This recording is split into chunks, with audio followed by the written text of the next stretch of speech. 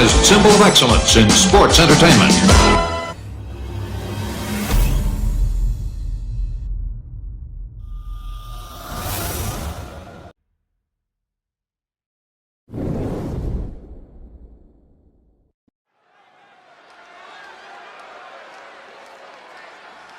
Oh yeah, I am pumped for this guy.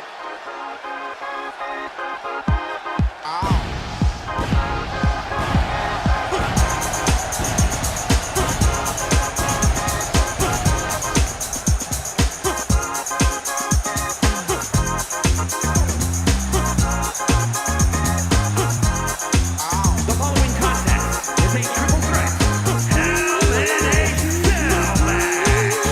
Making his way to the ring from Charleston, South Carolina, weighing in at 339 pounds, the Redneck.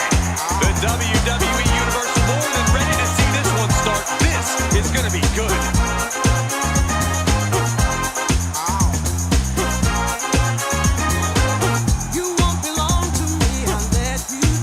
He's physically and mentally prepared for the task at hand in this big-time match.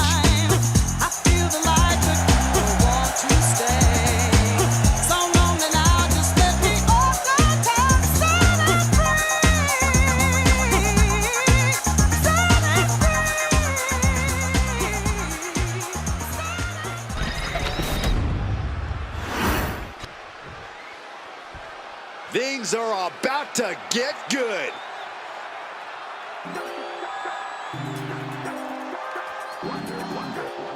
And his opponents, first, from Jerusalem, Israel, weighing in at 600 pounds,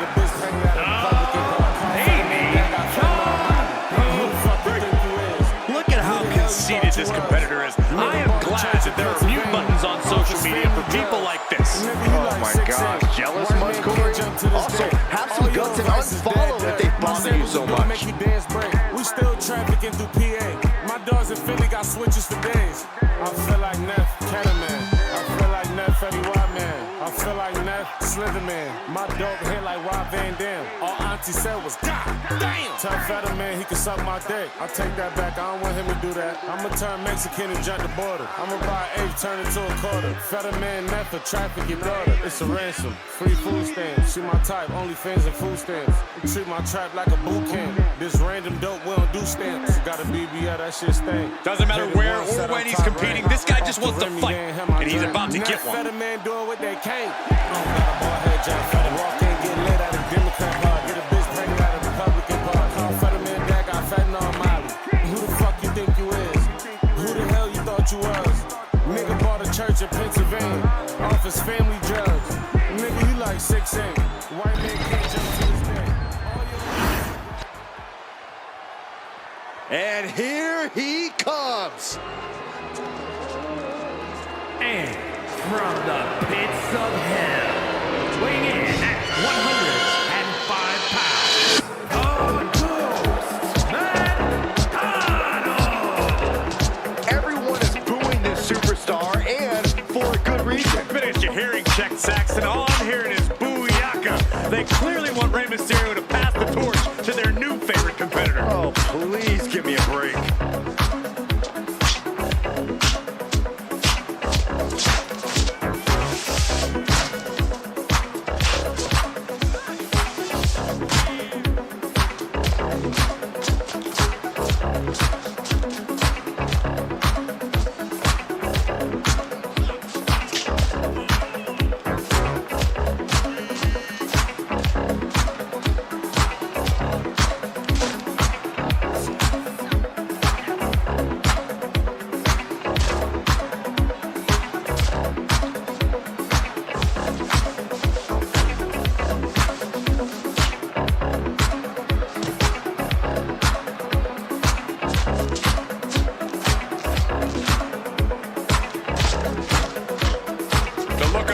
And determination on his face. He wants to show the world that he can compete on this high level.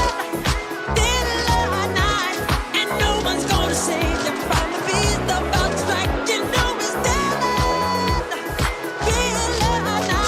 You're fighting for your life inside up, get up, thrill up.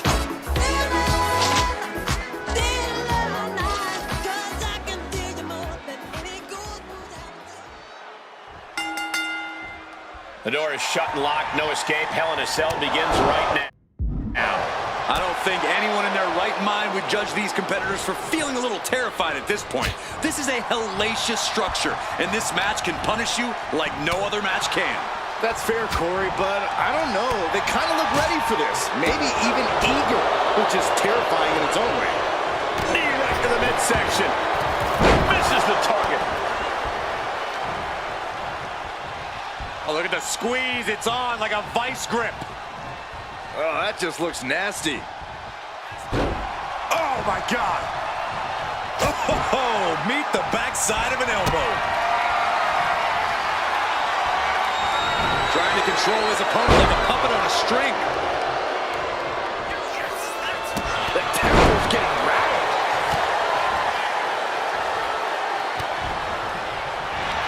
Taking over. Going for the win here. He manages to make it barely a 1 count. He was down, but he certainly wasn't out. Ah, look at this. Just cranking it out.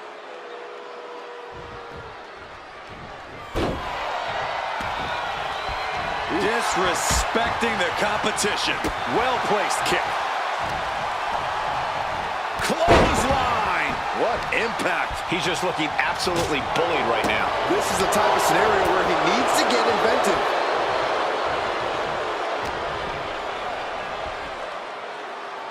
Oh, no, this won't end well. Uh-oh. Double choke slam. Can't stay the best of friends during the duration of this match, but they got the work done there. This might be the start of something. Ooh. Got him on that turnbuckle. Corey, the cell axe is another opponent. He's got him in trouble up on the top rope. What an archer cover. No, he pops the shoulder before 3. He's still in the fight, but for how much longer? Head scissor. Setting up for something here. Taken down with a body slam. Oh, heinous knee to the face. A big punch. Ouch.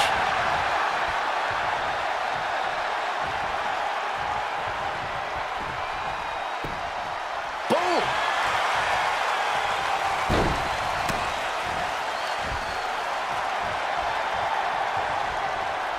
Uh-oh.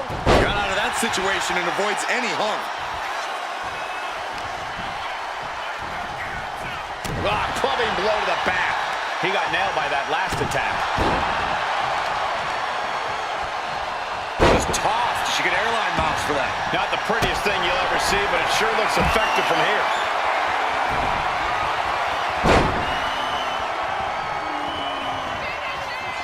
Driven through the ground. Here's the cover. Is it enough? Wait, look at the feet. The feet are on the ropes.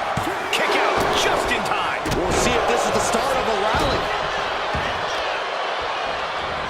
Oh, right on the arm. Not good.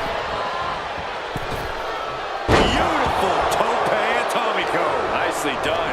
Well, some might call that showing off, but what a display. What a way to flaunt your abilities.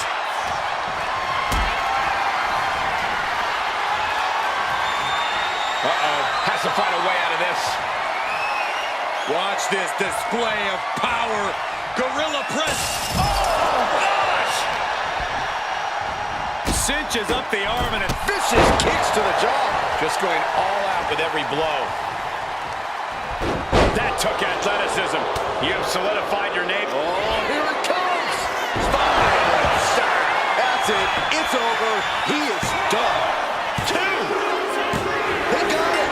A career-changing win inside Hell in a Cell.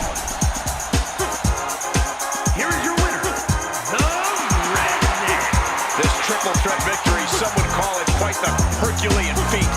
I applaud all 3 of these superstars for pulling off a match like this.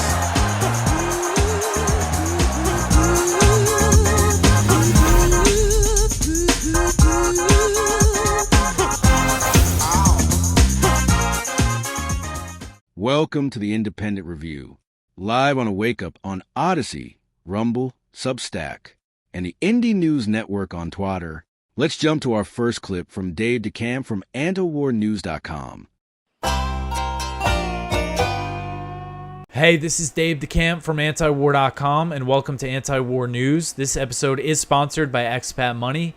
It is Thursday night, August 6th, about 9:30 in Virginia, where I am, as we're getting started this evening. And one thing I want to mention is that we are trying to raise money at antiwar.com. We're doing a fundraiser, and if you appreciate my work and want to support it, this is the best way to do it. It would not be possible without antiwar.com and our donors who are our readers.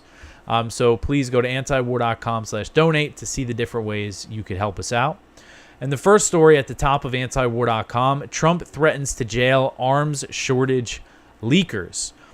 So President Trump on Thursday threatened leakers with jail time over reports about dwindling U.S. military stockpiles as a result of the Iran war, and claimed that the U.S. had plenty of munitions available.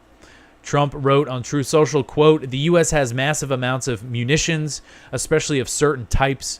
Additionally, large amounts are being manufactured and shipped to the U.S. as needed. Defense companies are building the largest number of plants and factories in our country's history. The leakers of these treasonous statements are being hunted down," end quote. So some of the most significant reports about the shortages of advanced munitions, as I've covered, have not come from leaks within the administration, but from mostly the Center for International Studies, which is a think tank that gets a lot of money from the weapons makers. But their analysis is based on publicly available data, mostly from budget stuff, to get the number of munitions. And CSIS, this is the think tank, they found that the U.S. has used about 60% of its advanced Patriot air defense missiles and about half of its interceptors for the THAAD missile defense system. Those sources told CNN that the U.S. had actually used about 80% of its THAADs during the war. So it's actually higher than what the public data shows, according to that report. And I think this is what Trump is angry about, that one. And there was also the one I covered about the ATACMS and the precision strike missiles, which they used that precision strike missile to bomb a sports hall on the first day of the war. But according to that report, the U.S. is almost out of those, which I think is right, because the U.S. didn't have many ATACMS to begin with, and the precision strike missiles are a new weapon. And what this means is that these are the munitions that the U.S. could use for strikes against Iran from a relatively long range. They don't have to fly fighter jets or bombers too close to Iran to use them. And Iran showed that they were able to shoot down, and they continue to shoot down MQ-9 Reaper drones.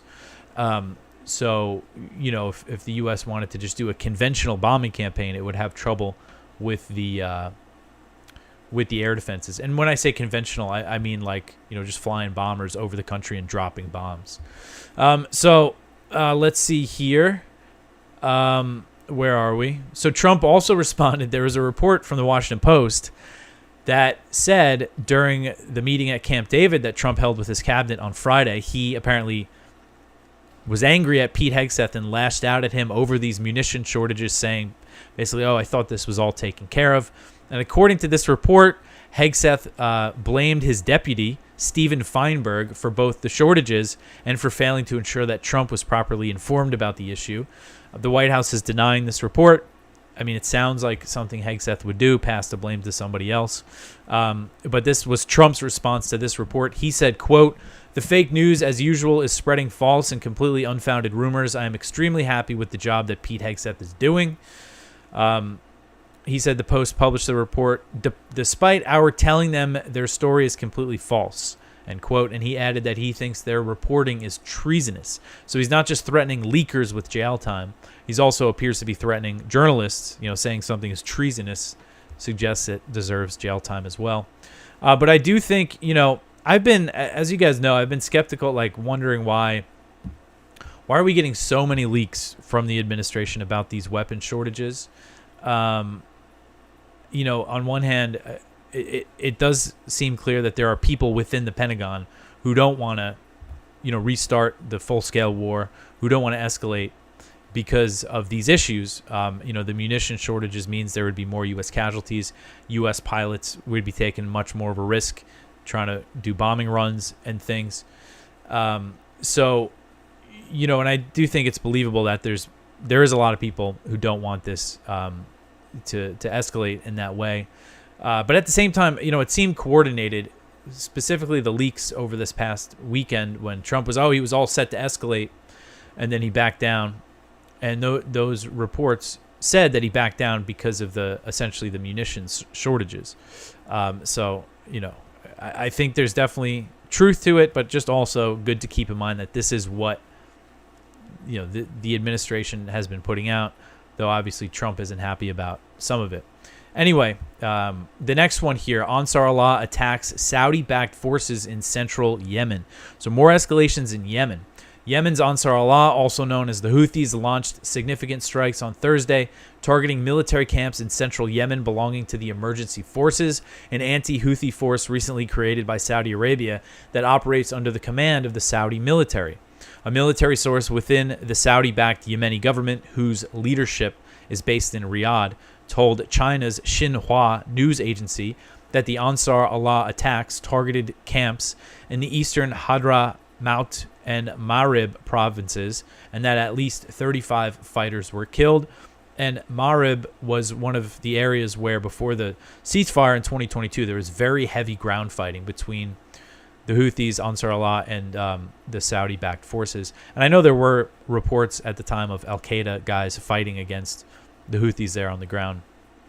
According to the Defense Line, which is a Yemeni military analysis site, the emergency forces adopted the name last year, and they consist of 35,000 fighters, mostly Salafis from northern Yemeni provinces, tribesmen from, I believe, kind of the central and eastern Yemeni provinces near the Saudi border. And they operate directly under the control of Saudi joint forces. And in a statement on the attack, Ansar Allah described the emergency force camps as Saudi enemy troops concentrations and said that forces were being built up for an escalation against what they called the liberated provinces of Yemen, and that is referring to the part of Yemen that is controlled by Ansar Allah, which includes the capital Sana'a, and it's where the majority of Yemenis live. If you look at a map, it looks like a small part of Yemen, but the eastern parts, are big, open kind of desert areas. And most people live in the northwestern part of Yemen. But this kind of central area, again, is where there was a lot of the ground fighting in the war. And so, so they're saying Ansar Allah is claiming that there were signs that they were going to escalate. So, we hit them first, essentially. And we have seen reports, as I mentioned, there's reports that the Saudis are pursuing some kind of diplomacy, but also that they're preparing for escalation. The Guardian had a report about how that included a potential ground offensive. And if they're going to launch a ground offensive, it's not going to be like Saudi troops coming from Saudi Arabia. It's going to be these guys on the ground in Yemen. But this is what the Ansar Allah said, quote, "The Yemeni armed forces warn the criminal Saudi enemy against any act of aggression against our country and our people, and it will bear the consequences of any escalation. We advise those misled and deceived among our people to leave the Saudi enemy camps and return to their homes before it is too late," end quote. So saying, fellow Yemenis, don't join this war. And the attack came after they targeted the Saudi oil tankers. They targeted the airport in southern Saudi Arabia 2 days earlier. So I think there's going to be big escalation here.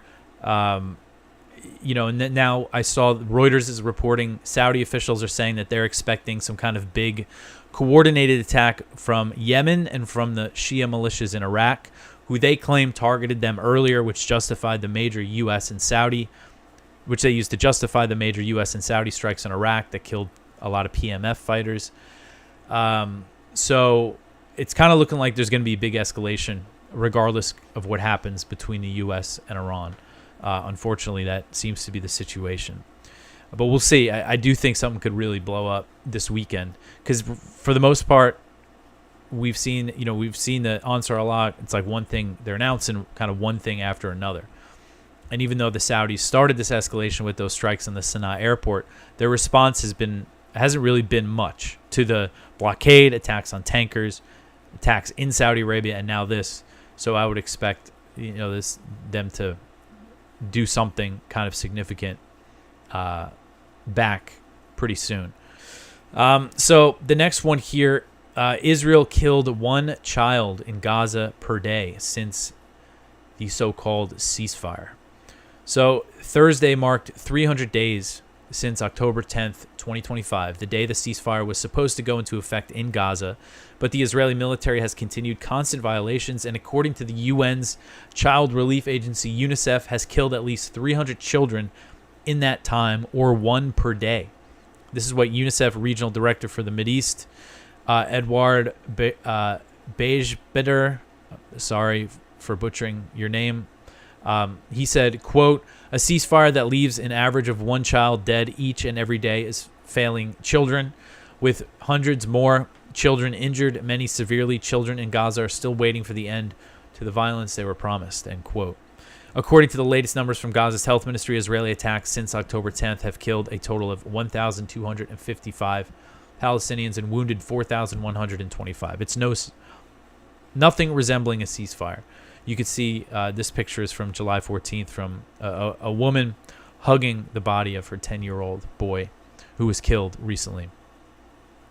And, you know, I've been covering this a lot. I get into the background here about the Trump and the so-called Board of Peace announcing the disarmament plan only for Israel to reject it, and then the Board of Peace to walk back, you know, when the Israeli withdrawal would happen, and become very vague with the language about the Israeli withdrawal. And this is what the UNICEF official said, quote, "Announcements made in recent days set out a roadmap for the next phase of the ceasefire, including steps toward ending hostilities and scaling up humanitarian relief. This offers new hope and a chance to finally stop children being killed. For children in Gaza, the test is simple. Does the killing stop? Does aid reach them at scale? Do hospitals reopen and water flow? Will children return to school safely? Children have heard promises before. This time, agreements must translate into action," end quote. So, unfortunately, it doesn't look like, for the moment, that this is turning into any kind of real peace deal. Next, we have this clip from the Independent Media Alliance.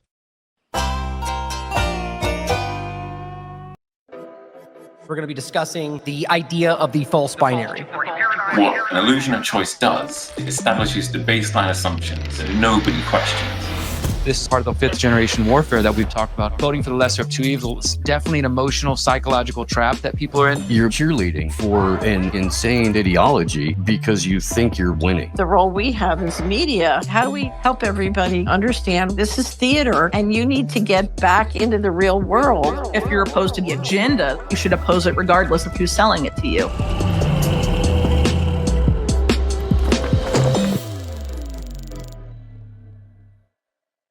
Hello, friends. James Corbett here, CorbettReport.com, with another edition of the Solutions Watch / Independent Media Alliance panel. Thank you for joining us today, and a special thank you to all of those who are watching live. And hopefully you are here because you already know that we are going to be talking today about books that inspire. Specifically, each member of the panel has been requested to come today to bring a recommendation for a book that meant something to them, that inspired them, that changed their lives, that set them on their path, etc. So we're going to hear from all of the usual suspects in the Independent Media Alliance. And rather than introducing everyone up front, we'll introduce them as they come on. Let's keep the party rolling, and let's bring on Ryan Christian of The Last American Vagabond. Once again, Ryan, tell people, for the benefit of those who are just tuning in, who you are, where you come from, and what your recommended book is. Ryan Christian, LastAmericanVagabond.com. It's one that, there's so many we could have chosen, right? There's so many different obvious ones that I'm sure are impactful. I'm going to go with something that, honestly, this was the first thing that jumped into my mind when I was thinking about this, and it's going to be very clear why.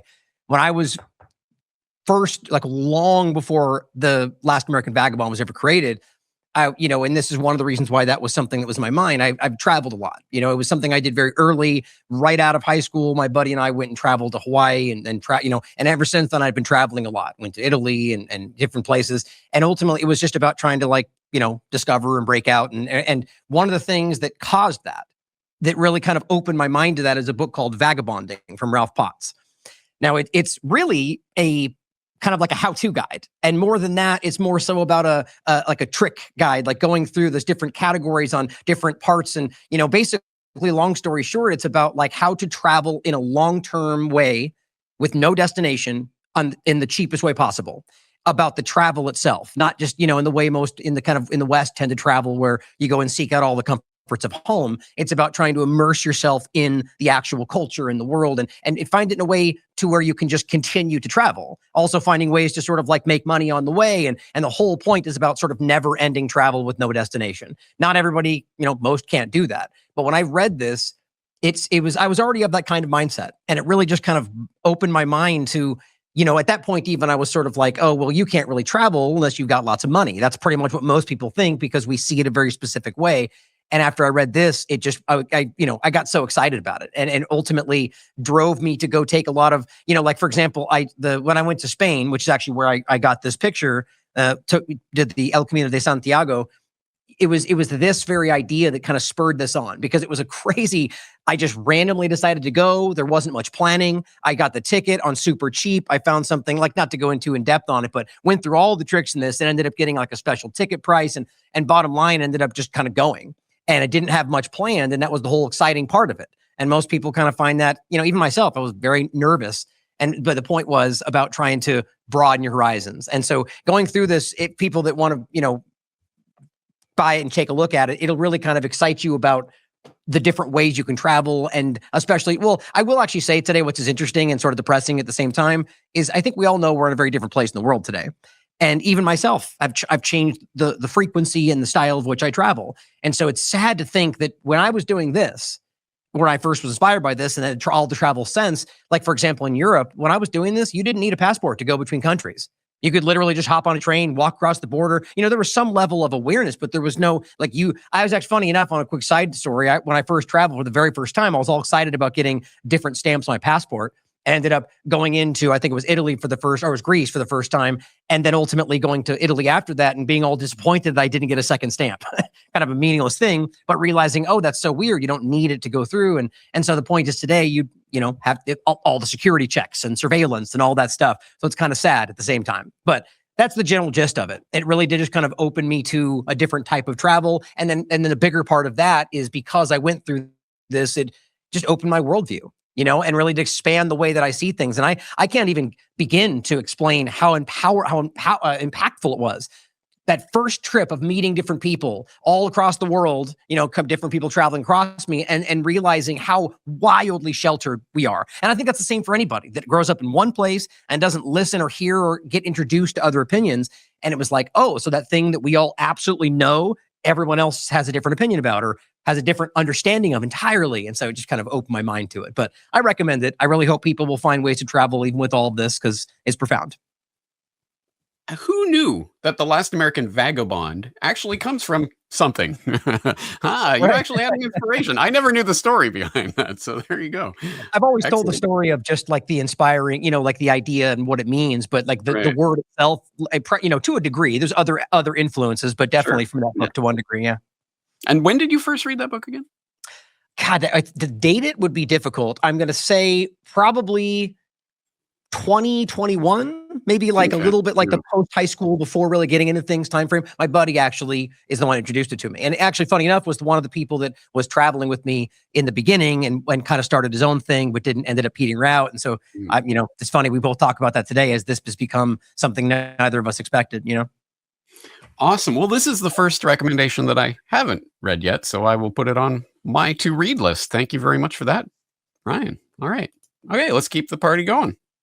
We're going to talk to Steve Poikinen of AM Wake Up. Steve, thank you for joining us. How can people find you, and what book do you want them to know about? Yeah, so at the moment, and thank you as always for hosting these panels and having the IMA along with it.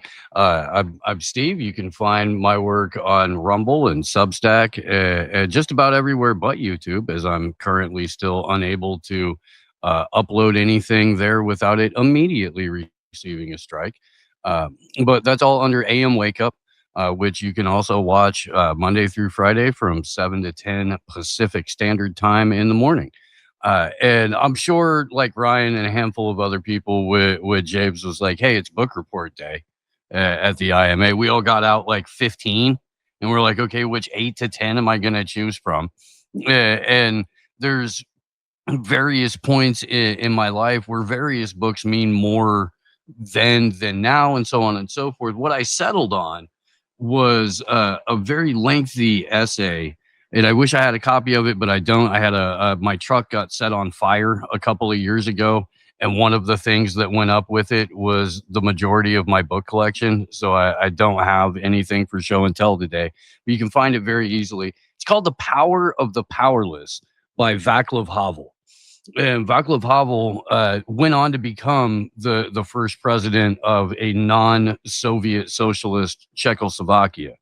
And this is where I was first introduced in concrete terms to the idea of parallel systems and parallel structures in a way that has never left my life. And I read this book for the first time, I want to say in the mid to late 90s. I got it at the most unlikely of places. It was handed to me at a rainbow gathering where I was at under duress and against my will. Did not want to be there, was not having a good time. Wound up in like a 2 a.m. conversation with a couple of random people and walked away from that conversation with this book. It's a dissection of authoritarianism and authoritarian regimes and how authoritarian regimes proliferate despite the fact that in reality there are relatively few authoritarians per mass amount of citizens. So it was an examination of how do these power structures get to prevail when everyone clearly hates them and everyone is clearly opposed to them. And it was one of the most fascinating deep dives into deconstructing authority that to this day that I've ever read. I want to throw a couple of quotes out, if I may, just from the book, and perhaps we'll glean a little information as to why this appealed to me. But if the one is, if the main pillar of the system, and this doesn't have to be specifically a communist regime, this can be any authoritarian, totalitarian, tyrannical structure. We're certainly watching the formation of that technocratic grid ed structure being built and implemented currently. If the main pillar of the system is living a lie, then it's not surprising that the fundamental threat to it is living in truth. This is why it must be suppressed more severely than anything else. And this is, I think, I hope, I pray, I believe, a fundamental tenet of what the Independent Media Alliance operates on. Living in that truth, in opposition, direct dissent, out loud, proud, open dissent of these authoritarian structures. The second thing that I want to highlight from it is this quote: as the interpretation of reality by the power structure, ideology is always subordinated ultimately to the interests of the structure. And we see this every day with shifting narratives from, regime figures, whether it's Trump or Milikowski or, Zelensky, Xi Jinping, anything. The narrative constantly shifts because you're expected to shift with the narrative. Perhaps some overlaps to 1984 in there. And ultimately, when I read this book, it was a couple of years before I got truly involved with boots on the ground activism. But I would say this is what led me to participate in things like the WTO protests or Occupy Wall Street, when it Occupy Oakland, when it happened, and has really helped hone my perspective on things like parallel structures, like parallel systems, and how you can go about achieving those, living in truth, speaking truth in the face of authoritarianism. Steve, were you aware that just very recently on Film Literature in the New World Order, we read Powerless by Harry Turtledove? Have you heard of this book? So this is Yeah, it's an alternate history book or an alternate sci-fi future or present book in which basically the Soviets took over the world, and so it's about Soviet California and people living under that. But it is directly inspired by Power of the Powerless by Václav Havel. So we discussed that particular essay in that Film Literature New World Order as well. So hopefully, Corbett Report members will already be read up on that and will know how powerful of an essay that is. It's truly, I was quite blown away. I only read it for the first time after reading Powerless. So I was quite blown away by it. And I can see why it was inspiring. About how long ago did you first read that? Yeah, so I'm gonna guess just shy of 30 years ago. Right. It was mid to probably 97, maybe 98. It's the type of thing I wish I had read 30 years ago because it would have been very inspiring. So hopefully there are some young people in the crowd who haven't read it yet, or even some older people who need to read that. I think it's one of those things. It's like a cerebral energy drink. It doesn't matter when you pick it up and when you put it in you, it's going to have that immediate kinetic effect. Yeah. And as you say, I mean, it's obviously written in the context of the Soviet Union and all of that, but it's about tyranny generally speaking, and it's quite philosophical. So I think people will be able to get something out of it for our own day and time, don't you think? Certainly. Yeah. Awesome. All right, Steve, very good choice. Thank you for that. All right. Next up, we've got Charlie Robinson of Macroaggressions. And again, I hope people in my audience will already be familiar with Charlie. At the very least, he's interviewed me on his podcast. I believe we're going to be having a conversation again very soon. So look forward to that. But Charlie, tell people how they can find your work and what book you'd like them to read. Hopefully they're getting some news over at activistpost.com. It's a fantastic resource, one-stop shop for articles written by fearless journalists writing about events that matter in the time when they matter, not 3 years after the fact. You can also catch me. Macroaggressions.io is my website. You can catch the podcast wherever podcasts are served. My book that I chose, Confessions of an Economic Hitman by John Perkins. This was a combination of the content of the book and the timing at which it hit me. I read this book in March of 2007. I was walking out the door to go on vacation. A buddy gave it to me and said, "You should read this. I think you'll like it." It changed my life in a variety of ways. It opened me up to the scale of the scam. Now, I knew banks were crooked, and in 2007, I was living in Las Vegas working in real estate. So I'm in the middle of the biggest real estate bubble you can imagine, and of course, we know how that ends. And we were, on a smaller scale, loaning money to people who really shouldn't be borrowing it, and they were buying houses that they couldn't afford. And I read John Perkins' book, and I see how that debt enslavement scam was being run at the highest levels by the World Bank and IMF to get governments, entire countries in debt bondage to them, and then extracting concessions, be that voting our way in a UN resolution or privatizing their lumber industry and selling it off to their buddies at the banks or whatever. Some deal that they didn't want. And it was a light bulb moment for me because I didn't understand the scope of it, that you could do this with.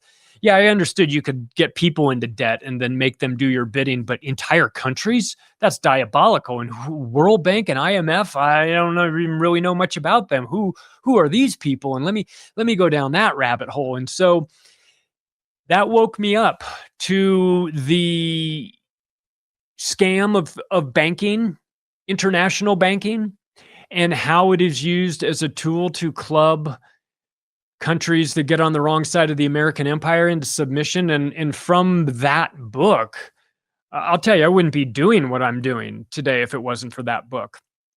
And yes, James, you and I will be speaking next week, but I'll also be speaking with John Perkins next week again. Awesome. And over the years, he and I have had several conversations about his role as an economic hitman, what that meant, his role as an author, the second component of his life where he's trying to redeem himself for some of the sins that he had participated in. So to me, look, whatever book gets you to the party, whenever it gets you there. And it's different for everybody, and it's very hard to know what it's going to be for every person. But when it hits you and it changes your life, you got to go with it. That's your job.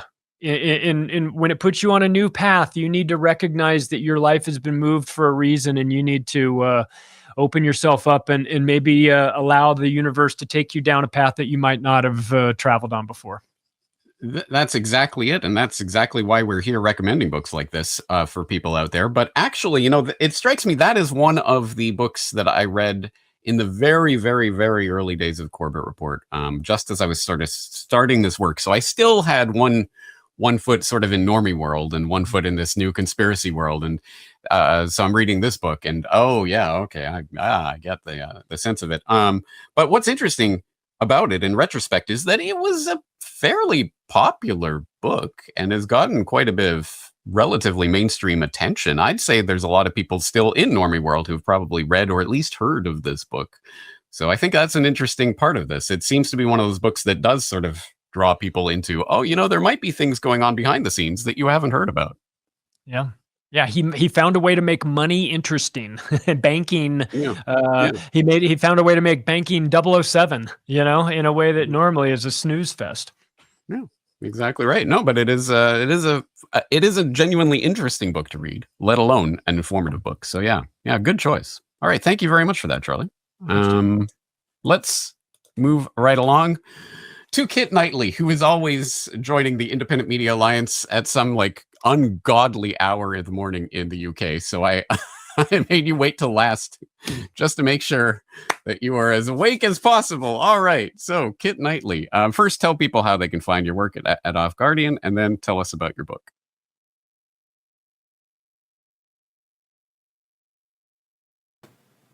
Unless there is some problem with the connection.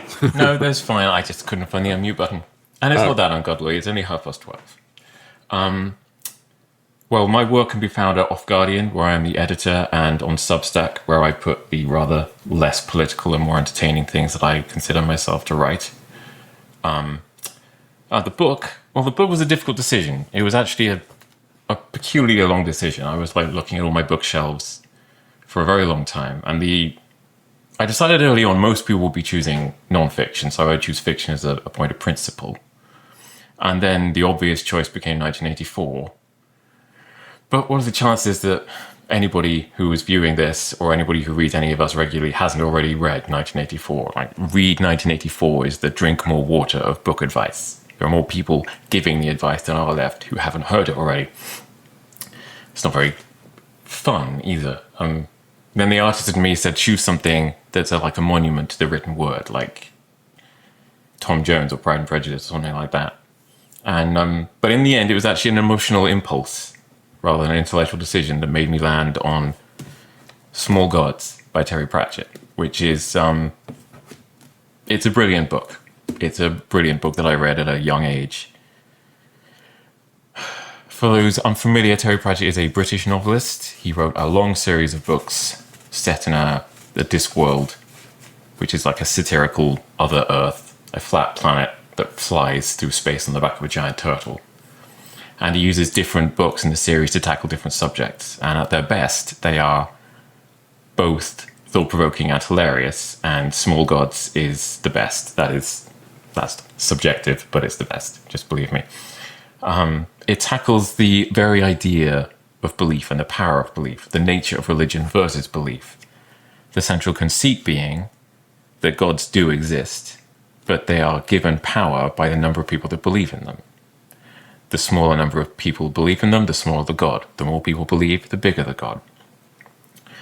The central plot revolves around the Church of Om, which is the biggest church on the Discworld, and how the god that this focuses on, Om himself, wakes up one morning and finds himself small. He's a small sentient turtle, and that's all he is. And this is despite millions of people claiming to believe in him. So what's the conceit here? What's the problem? What's the contradiction? Why is he like this? And as it turns out, only one person in the whole world actually believes in the god. All the rest, they follow the rules and they listen to the priests and they do the rituals, but none of them really believe. I will quote the book here. Around the god there forms a shell of prayers and ceremonies and buildings and priests and authority, until at last the god dies, and this death may not be noticed. Which is a very powerful idea, separating the church from the god it supposedly serves. I won't spoil the plot entirely. It's a very good book, and you should definitely read it. I read it when I was 13, and it basically blew my mind. And this idea that belief is not a passive internal process, but it has a power to impact the world and even create things. It's an important idea. And I think it's a power that the people that are in charge of the world are aware of and use against us. But it's also a power that we can use against them, and we would have the advantage because there's so many more of us.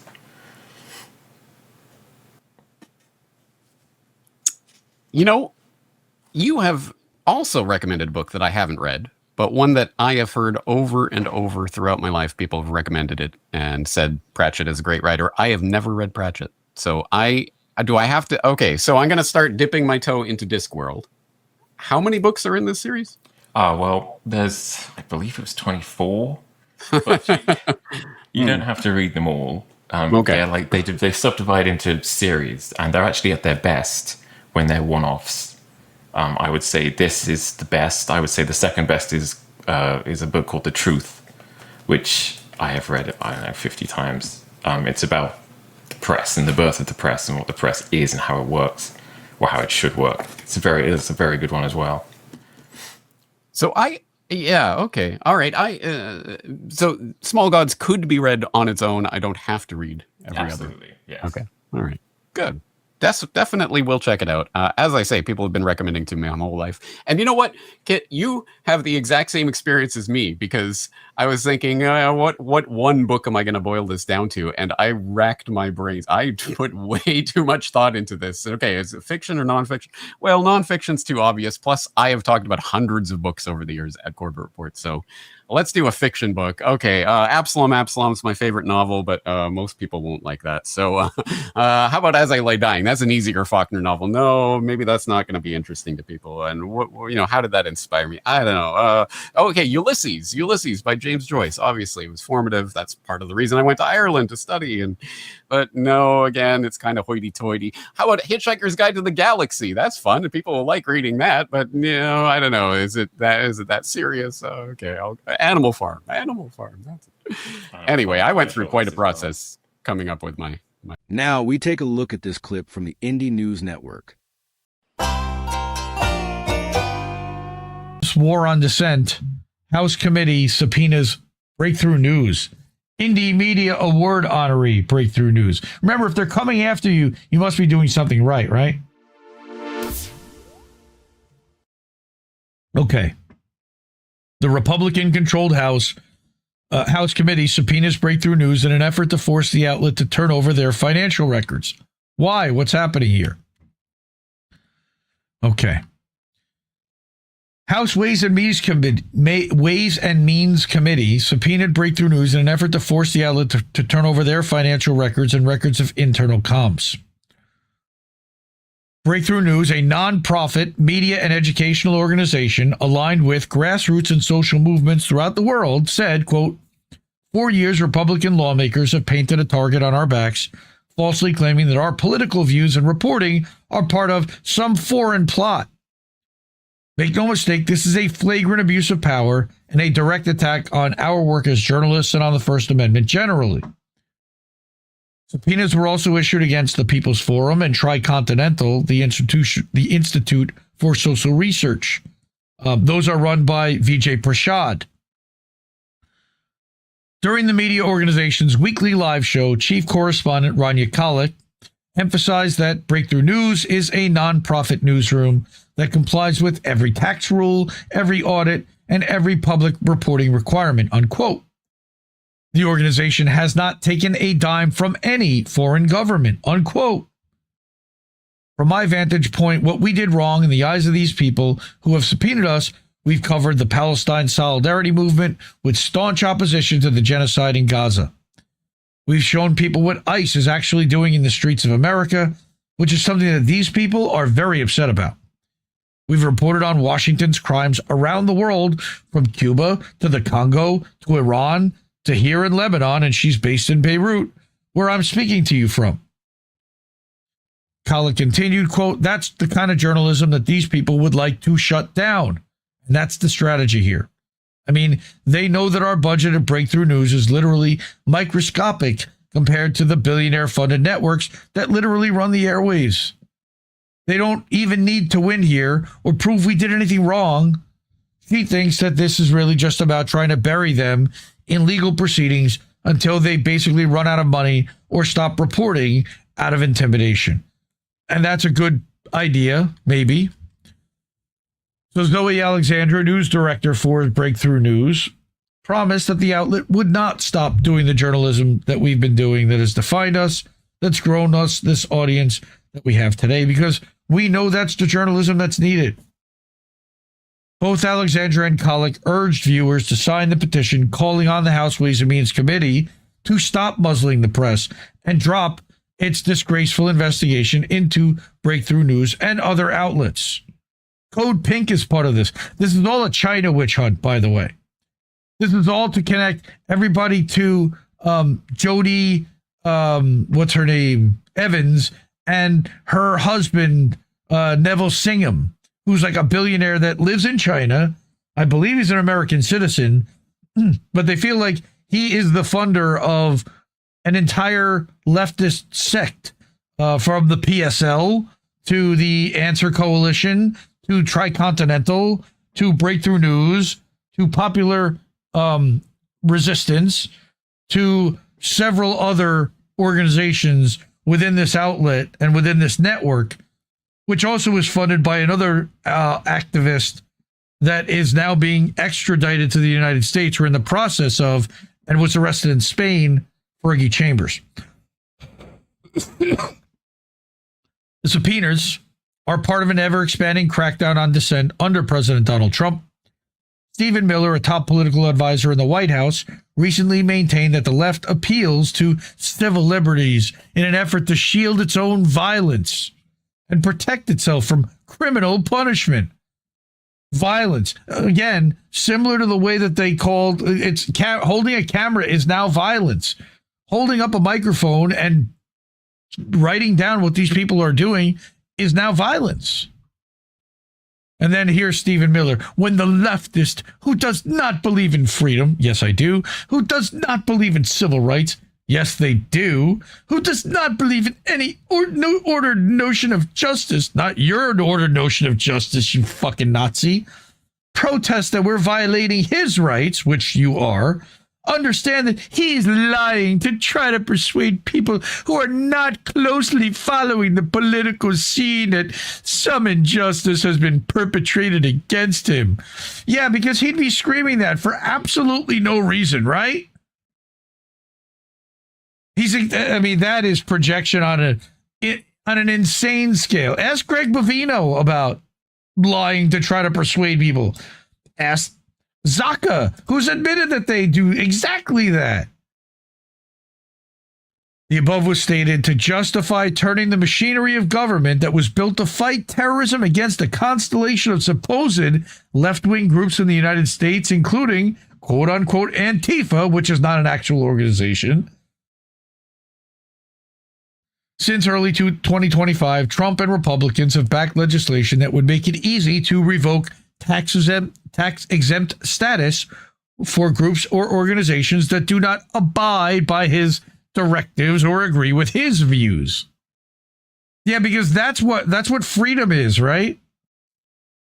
More specifically, a federal grand jury investigation was launched into Neville Singham, a U.S. citizen who the Trump Justice Department is targeting because he resides in China and has made significant donations to Code Pink, the People's Forum, Tricontinental, and other activist groups. Singham is married to Code Pink co-founder Jody Evans. Wow, I feel like I just said all those things without reading it first. That's awesome. At least I remembered it. Thanks, Kevin. A letter signed by House Ways and Means Committee Chair Jason Smith claims that from 2022 to 2023, more than $1 million flowed from Mr. Singham's donor-advised fund to Breakthrough News. But according to a Goldman Sachs spokesperson, quote, all distributions from his donor-advised fund were made to legal nonprofits as determined by the IRS. There have been no distributions from the account since August 2023, and it was closed in early 2024. So it sounds like he might have actually donated that 1.1 million during that time, but that it was completely legal and on the up and up, reported, and everybody's known it for 3 years. My guess is it's what helped Breakthrough News fund themselves to travel all over the world to cover these horrors. The genocide in the Congo, the bombings in Lebanon. Mara Verheyden Hilliard, the executive director for the Partnership for Civil Justice Fund, represents Breakthrough News and initially challenged the House Committee's request for records. She recently spoke out against the Trump admin's use of McCarthyism as a political weapon to crush political opposition. Quote, it's a direct assault on freedom of speech and democracy. It's an effort to justify repression at home and usher in a greater crackdown against our constitutionally protected First Amendment rights to speak out and protest and publish. This is an attempt to frighten people into silence. It's an attack on democratic rights by an administration of democracy, afraid of democracy, because it knows the people of the U.S. are growing in opposition to its repressive programs. And it won't work. Standing together, we can ensure this tired playbook fails. Verheyden Hilliard likened the subpoenas to actions by the House Un-American Activities Committee in the 1940s and 50s during the Joe McCarthy witch hunts and the communist scare, the Red Scare. Smith rejected the comparison. Of course she did, saying it was historically inapt and legally irrelevant.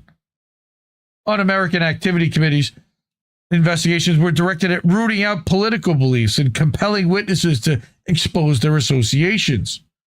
So how's that different already? Well, because those associations were quote unquote exposed and being persecuted.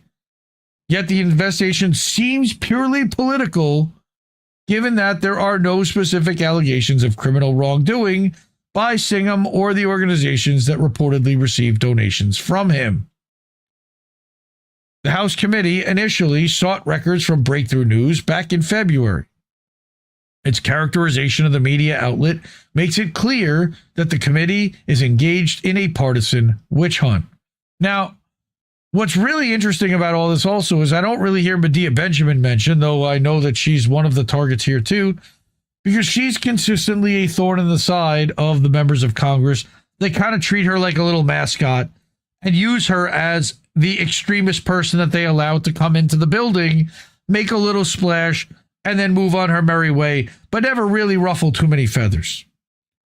I remember an event back in 2021 that Colin Radix Carter, INN's Colin Radix Carter, who's on vacation, shout out to my brother Care Bear.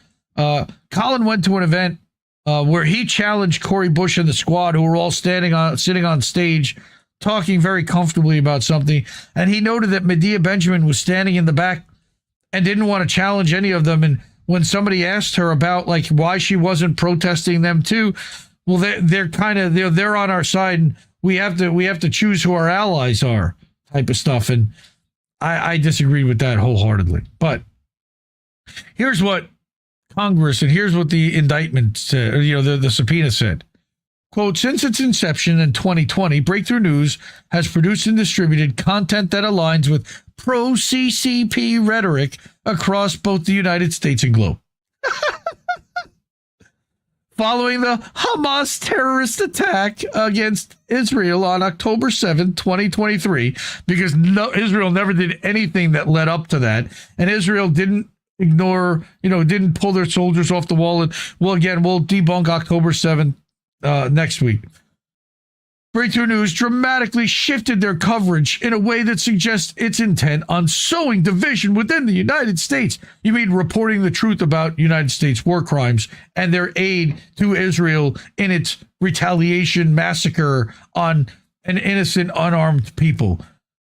You mean collective punishment, which is a war crime, and murder of children, which are war crimes, and destruction of educational facilities and hospitals and ambulances, which are war crimes, right? Your organization also has deep ties to the Party for Socialism and Liberation, PSL, which orchestrated the anti-immigration ICE riots in LA, resulting in violence and dozens of arrests last June. Completely unfounded accusation right there. The House committee also maintained by scrutinizing political associations that Breakthrough News has played a role in political violence somehow, which is incredibly alarming given Miller's pledge to disrupt, identify, defund, debank, arrest, and prosecute anyone that the administration perceives as quote-unquote terrorists. We are all Assange. This is what they did to Assange. They deemed WikiLeaks a terrorist, non-state, hostile actor, and that allowed them and gave them the license to then open season and plot assassinations in London streets against Julian Assange. We know this already. Haven't reported on it. Quote, Congress shouldn't be using a tax investigation as a pretext to dig through a newsroom's internal communications or financial records, stated Seth Stern, advocacy director for Freedom of the Press Foundation. And I have my issues with them. Freedom of the press applies to all journalists, regardless of whether politicians like their editorial slant or their politics.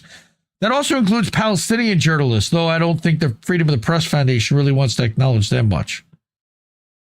Stern further contended, quote, allowing a congressional committee to harass an independent newsroom with a broad subpoena, that's an awful precedent, which they want to set. If lawmakers can abuse tax oversight to single out outlets whose reporting offends them today, no newsroom in America is safe from government intimidation tomorrow, which is music to the administration's ears, man. Do you not understand? Maybe you do. Maybe you don't. I don't know. Okay, next. I don't even remember what I had next. Let's see. Oh, right.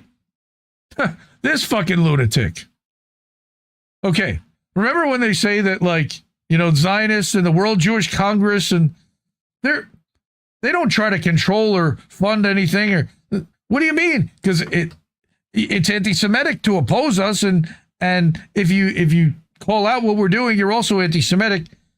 Here's Dr. Sam Youssef, the president of the World Jewish Congress, just sent a warning to every potential America First candidate wishing to run for U.S. Congress.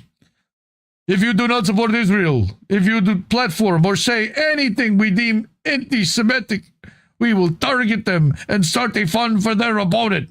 Listen to this fucking craziness. 56 seconds.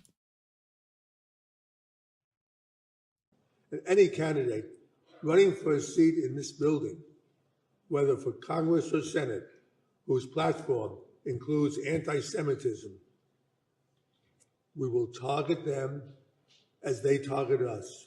Accordingly, we will start a fund to help their opponents. We cannot passively sit by and let anti-Zionists determine our future.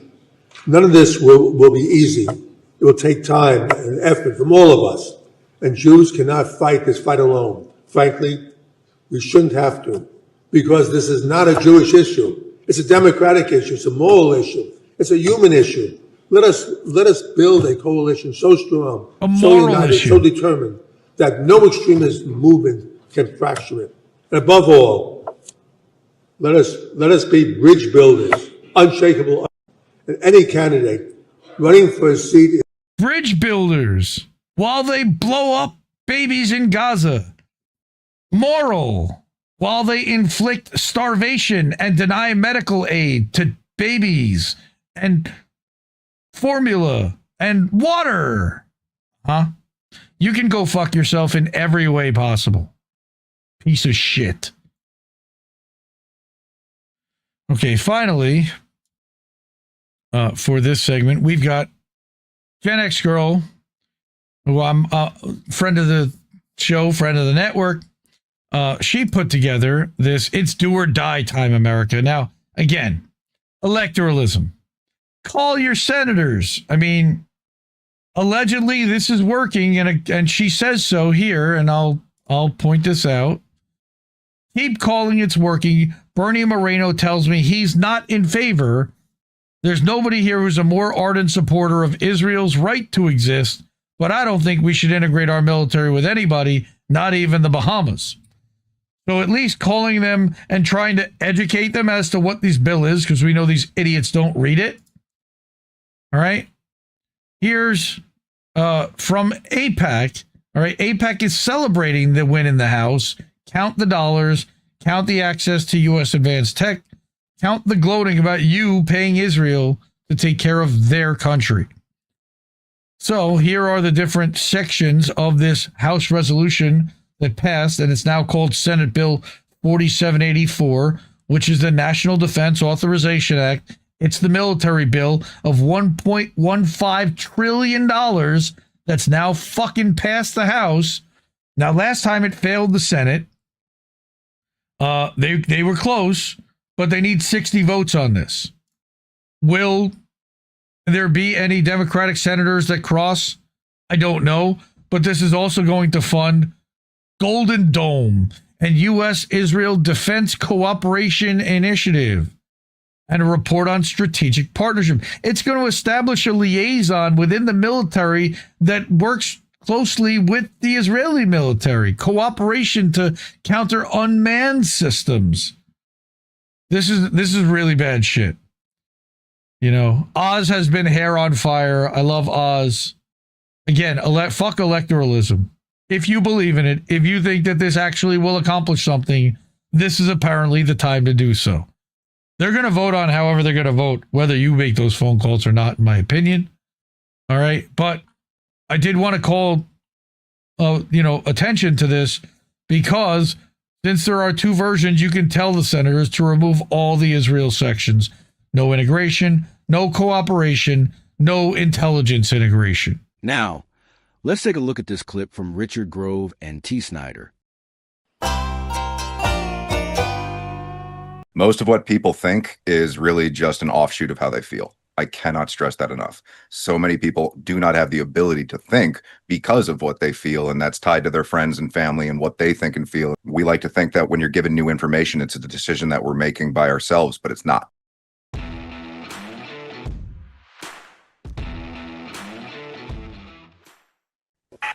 If you don't already follow Teace Snyder on the X, you need some more participation on X, and heck, you could click into the live stream. Grand Theft World is now on X. I think it's like 3 or 4 weeks we've been doing it. So click on over there, but check out Teace also on the YouTube. I know you use the YouTube. You can check him out there. He also lives over here at conspiracysynergy.com, or at least his work does. And he puts in a lot of work, not just in the research, but in the storytelling, in the creativity, in the positive mojo that he brings to all of his endeavors. It is not an early morning AM wake up show. It is a late night Grand Theft World show. Teace, thanks for staying up late. How you doing, bro? I'm doing well, thanks. And to you, very happy podcaster, whistleblower birthday, man. You've inspired a generation. Salute and kudos, good sir. Well, thank you, and cheers to that. Here's to 20 more. Hopefully we don't need 20 more, but if it's necessary, it needs to be done. I'm up for it. All right. So, what have you been doing since the last time we had you on the show? You're not first time. Actually, you are on the list. If you didn't see, there's a list now for Grand Theft World. You're in the VIP can come on anytime list. There's a VIP 1 or 2 times a year list. You're not on that. And there's a VIP list of people we're trying to get on the show, and Clint Russell's on that. And when he was like, thanks for including me or something like that, and I gave it a heart last week, I was like, I don't think he was on the list. So he may have said that because he wasn't included, but he's on the list to get on this show because we've been trying to get him on for like a year or so, right, Scott? Like I've Yeah, texted he with him. won't. I'll take responsibility and get that done. Yeah, but I they didn't want don't him know to who I think am. he was left out. It's just he's not a former multi-time guest like Teace. That's all. Yeah, sometimes when I text these people, they're like, "Who? What?" Or they don't even respond. They're like, "Dude, I've already got." And that's when he Mossad." uses my name. Yeah, well, I Say, do throw your name. I do name drop, but then it's like they're like, "I already got Mossad and the CIA after me. I don't know who you are. Don't talk to me." I definitely want to live in a world where people know Richard Grove's name before they know Clint Russell's name, and I don't say that to disrespect him. I say that to try and give props to the depths of research that you've been doing and how exemplary. And yeah, no, it's one of those things where is this going to be like a big fest where we sing your praises for the 20-year anniversary, or like how much could I fanboy before? What did you prepare? Yeah, what did you prepare? Nothing, man. Like I just Scott just talked to me earlier kidding. today. Otherwise, I would have done something. No. Here's my issue. How long have you been doing this, dude? 15 years ish, kind of, because that's back when we met. Was like, and I mean, like, technically a little bit longer because that's around when Blindfold came out. It was like around 15 years ago, and it was on Corbett, which is how I met Rich, because he had listened or he had watched that, and then I'd gotten a bunch of views on this short film that I had made, which is about a 9/11 truth kind of family dispute that tells it in a non-confrontational way without all of the facts and just touching on the feels, which is a big part of kind of what goes into that issue. And that's how I'd met Rich. And it was one of those things where I'd reached out to him and I'm just like, hey, do you want me to write for you? And so we were originally kind of like kicking back some ideas in order to create sort of like a series in a fictional way to touch on a lot of these things that are so gigantic in scope that it's difficult for people to know what to do with the facts. But if you tell them a story, then they are more receptive to it. And so that, I think, is like 15, 16 years ago when that all happened. And then we kind of went our separate directions and then met again in the midst of the COVID fiasco. So that's kind of been the long road that we've been walking. Yeah, but we went to what was that? Cafe Roast or whatever that place was in New York on Broadway, 78th Street or something like that. I forget what it's called. French Roast. Might have been called French Roast. Yeah, that was right after John Taylor Gatto had his stroke, and you were in the city helping to take care of him. Yeah. Yeah, I think I've only done 2 meetings there. I've met you there, and I met Sean Stone there for several hours before I wrote the foreword for his New World Order book. All right, so I just found, I was trying to add it to the show card, but I'll just show the audience. It's over here. It's a Corbett Report Radio episode that Corbett Report Radio 104, removing the 9/11 blindfold with T. Snyder 2012. You got featured over there on the Corbett Report. And I was just copying the link for, it looks like it's only 20 minutes. We could probably play your whole film later in this podcast. Yeah, I vote for that, dude. It's such a good movie, dude. Man, it was very inspiring to me as in a lot of ways. Just I'm getting it into the show card for later. No, I really appreciate that, because like my whole fundamental contention with so much of this, and I've experienced it this kind of way going through the truth movement, is most of what people think is really just an offshoot of how they feel. I cannot stress that enough. So many people do not have the ability to think because of what they feel, and that's tied to their friends and family and what they think and feel. And then it's never a decision that you make on your own. We like to think that when you're given new information, it's a decision that we're making by ourselves, but it's not. And so that's why the film is. And if you do show it later, people will see it's like, this isn't approaching the facts. It's really just, and I guarantee if you watch this film, you're going to see arguments that you have had with the people in your life. And there are going to be sentences that people have said to you. And it's just gonna be like, what? Why? And that's because we've all been through this together. We need to do a blindfold 2, where it's like the kids like still blindfolded. Like it'd be like our neighbor died of the COVID vaccine. Mommy died of the COVID vaccine. That's not a bad creative market. That's still a thing. You know, as far as your historical training, we've discussed before, like how you got into filmmaking, things like that. But do you remember a specific event that was like, I know how to do this, but now I have to use this to tell about this, right? Like you drew from past experiences and skills that you had built up, and you're applying them in a new subject area that if you like, it's kind of controversial back then. It's been like, even in 2012 is still a controversial subject. These days, everyone could talk about almost everything. because it's like there's a lot of noticing going on. But back then, it's like still taboo. So was there like a triggering event? It's like I have to go do that. Was there a conference and you're like, I'm taking my camera? What was like that type of thing? So for me, I always kind of just get little heart blip kind of visual insights into what I'm going to be creating and then build off of that. And so what that is like I'll just get an idea that I find to be especially relevant or meaningful, and then that will inspire kind of just a sequence of inspirations that come after it. I suppose I can touch on what the initial insight for my first feature film that I made was, which is titled Hold Me, and that's been on Corbett Solutions Watch, and it's about a woman whose job it is to hold and console people who are being voluntarily euthanized. The initial inspiration for the writing of that script, I was actually lying next to my girlfriend at the time, and I had a flash in my mind from an anthropology textbook that I had when I was going to college, and it was of two people who were buried by volcanic ash together, and they had and the last thing that they had done in their moments of life was to hold each other. And I thought how beautiful that was, and so that one little emotional blip gave me the inspiration of, okay, well, what if that was someone's job? What if they did that for a living? What would that look like nowadays, especially with the murderous hellscape that is modern medicine, and how it's really more there as a kill switch than it is something to see you survive. And so that's one of those things where it's a very poignant and meaningful side of our experience here, or the relationships that we have with one another. But what if you're dying alone? What if you're being pushed into it and you don't want to go? And so it's those different emotional tones add to a symphony that you create as an artist, and then building forward from there, it's also the logistical planning. And so the logistical planning, for anyone who hasn't ever made a film or any large scale creative process, a lot of how well it ends up is how well you planned for it. You can get lucky and kind of just hit things on the fly, and there is that synchronistic emergence of the things that you need exactly when you need them. And hopefully that happens. Otherwise, you can get delayed for a while. And that did happen to me with Hold Me. It got delayed for 6 months because of the Teamster union that is SAG-AFTRA. And they had some paperwork that made it very difficult for people who are international filmmakers to do that on a budget. And that's because they want everything to be done under their jurisdiction inside of the United States so that they can screw you harder.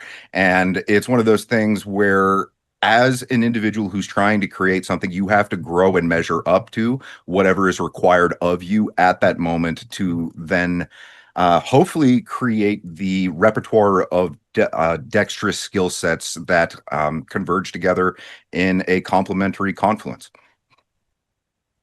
What do you think the skill level is of the average person in America who's on social media to be able to practice the art of storytelling?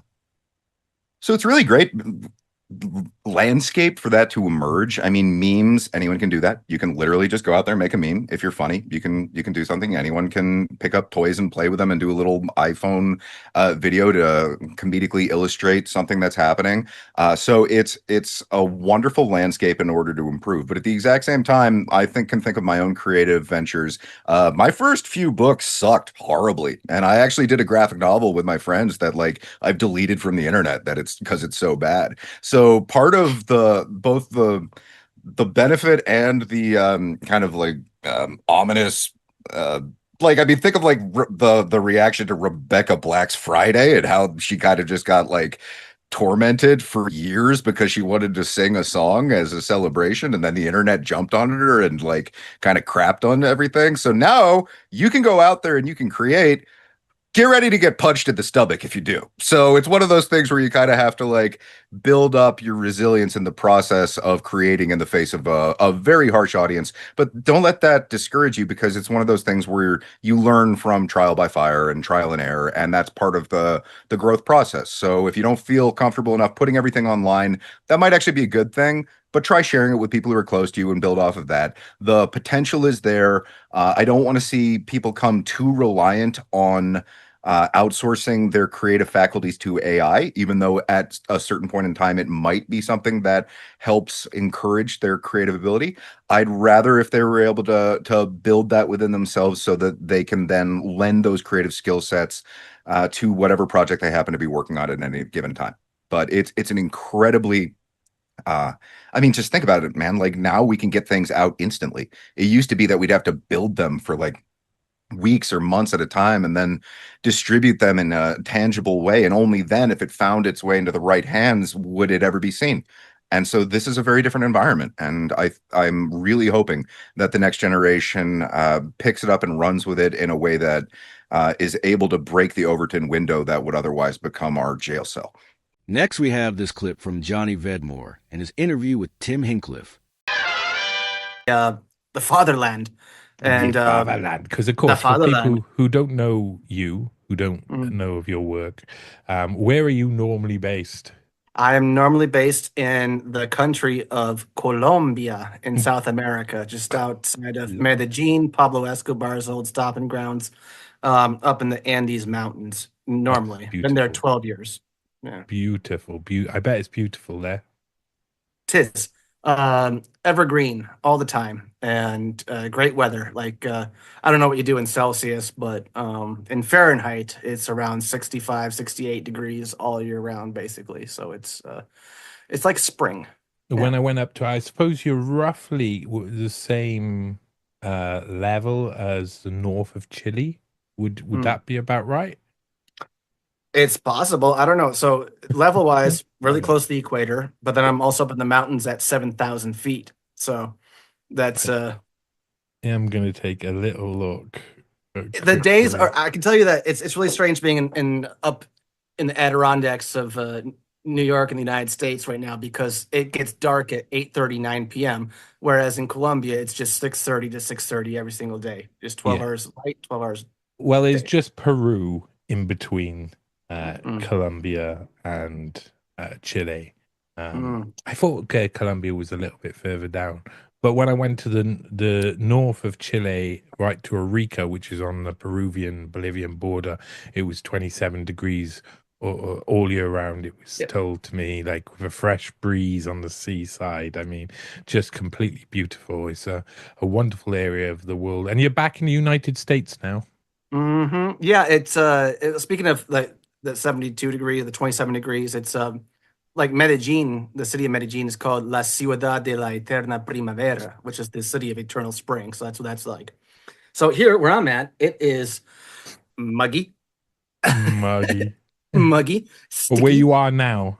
Yeah, where I'm now in the States. But I've been doing lots of fishing, and actually I was even out there just an hour and a half ago on my kayak, and I had a lot of what do you call them? Puns, analogies, metaphors relating to writing and fishing as I was out there with so for example, like you get the bait. I was like, well, in writing, first what you need the hook. I was like, yeah, okay, you got the hook. And then what's after the hook is I've realized like I need to put steel leaders on, a steel lead, because when the bigger fish come, they'll just bite the whole thing, bite the line and take it away with them. So you need a strong lead. So you need the hook, you need the strong lead, and as an angler, you need an angle. So like I got all these like writing and fishing metaphors going on, and then Samuel Taylor Coleridge just came to mind. Rhyme of the Ancient Mariner. So like I'm out there and it was like, what's the line? It's alone, all alone on a wide, wide sea, and never a soul took pity on my soul in agony. The many men so beautiful, and they all dead did lie, and 1,000 slimy things lived on, and so did I. And what I was thinking about things going on and many things going on, like thinking of how to write a story and then like a blank canvas, and I don't know. It's one of those things. Just being out there, it's great for inspiration.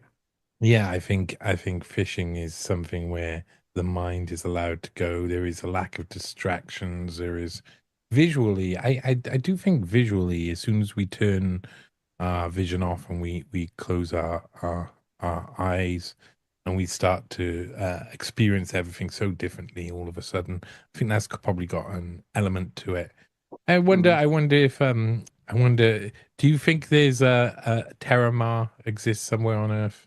This sea base that Ghislaine Maxwell was looking at building at one point?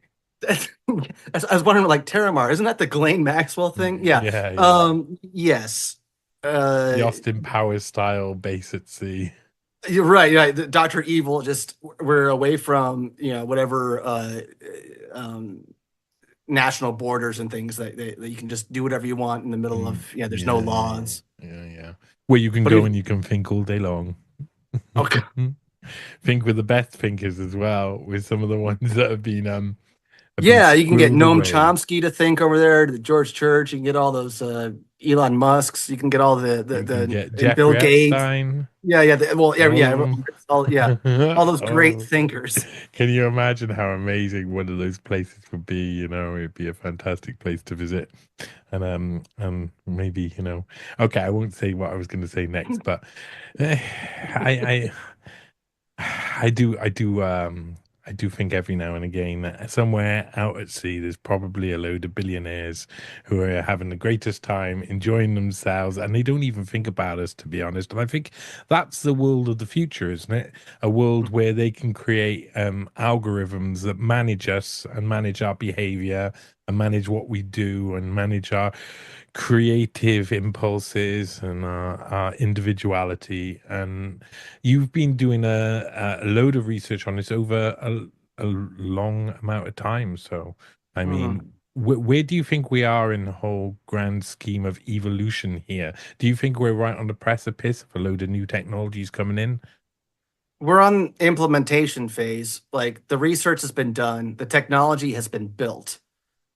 And so a lot of people who want to implement this have already done so before laws, regulation, legislation can all keep up with that. So yes, so what's happening for us plebs is we are being tracked and traced and digitally caged. And as you said, like, do they actually really think of us at all? And who's they?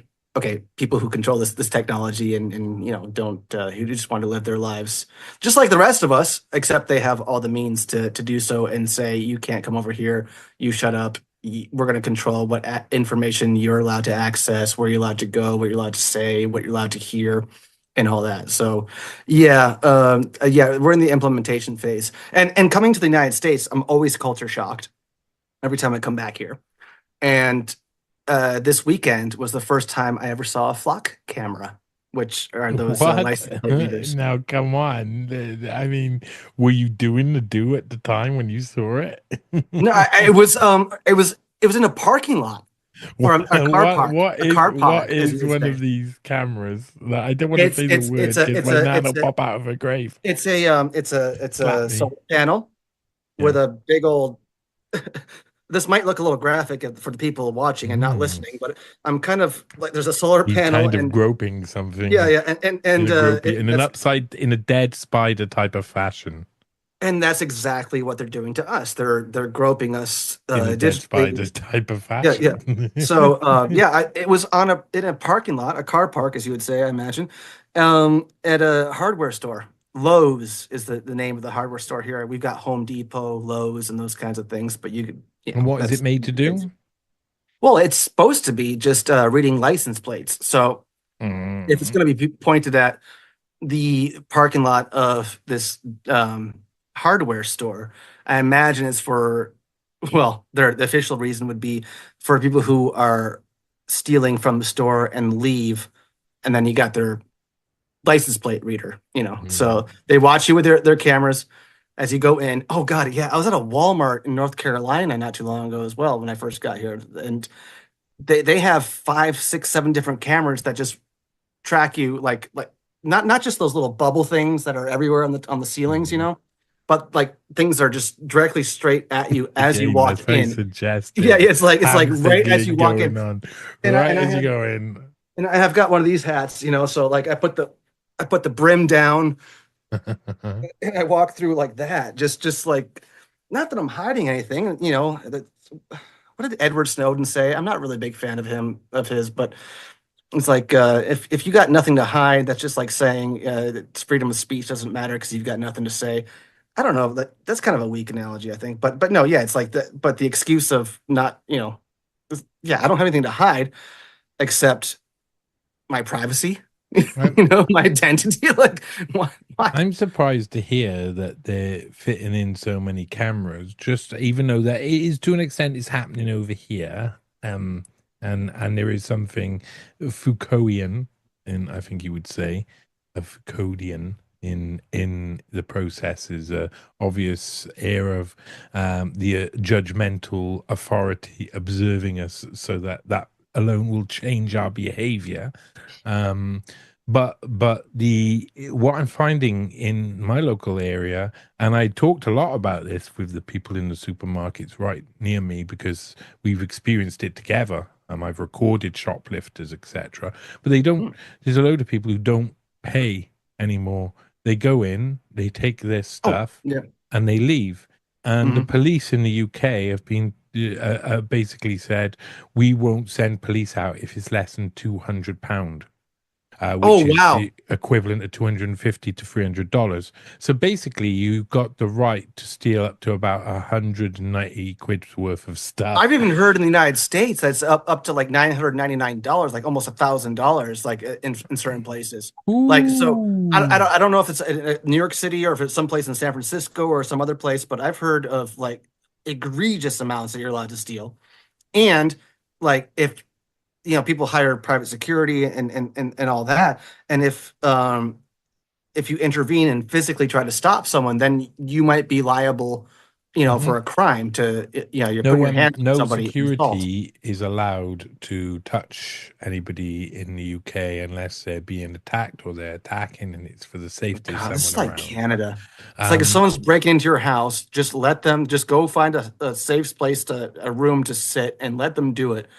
Like, yeah, well, I mean that just wouldn't happen in my house, I can tell you. But they I was talking to one of the security guards in the local supermarket, and he said that they've cut his hours because they're just gonna accept that people are gonna steal.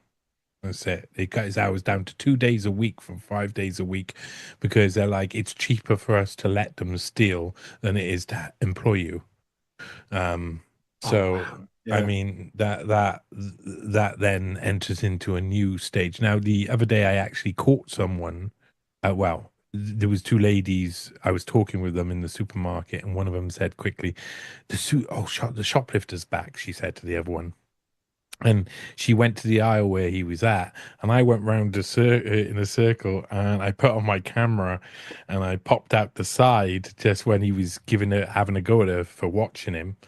And he was by the chocolate aisle, and he was about to steal a load of chocolate, obviously. And I came across, and I had my camera on, and I said, going live streaming to 8 million people. How are you feeling? And he went, who are you? And I said, I just hang around in shops. I just hang around in shops with my camera. And he was like, this woman is acting like I'm going to steal something or something. And I was like, it does look like you're going to steal something, though. And no one else has mentioned that before you. And he come out and he wanted me to see inside his bag to prove he wasn't stealing anything. So suddenly I become this security guard. Security guards can't touch people, but I can touch people because I'm just a normal everyday member of the public, He didn't understand. He realized the rules of the game had changed with me a little bit. So he looked a little bit worried. Give me just 1 second. My computer is going funny like it likes to do. My monitor likes to disappear and go off into a different world every now and again.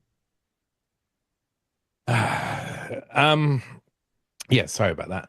He decided that he was going to show me inside his bag to try and make it as simple as possible for me. And he had one big box full of these chocolate bars called Milky Bars, which are like sort of fluffy chocolate inside a chocolate coating. But he had a load of them that he'd just taken the box off some shelf in a supermarket and put it in his bag. And then he was showing it to me to prove it. And I was like, no one actually like buys entire cartons of chocolate, mate. That just doesn't happen.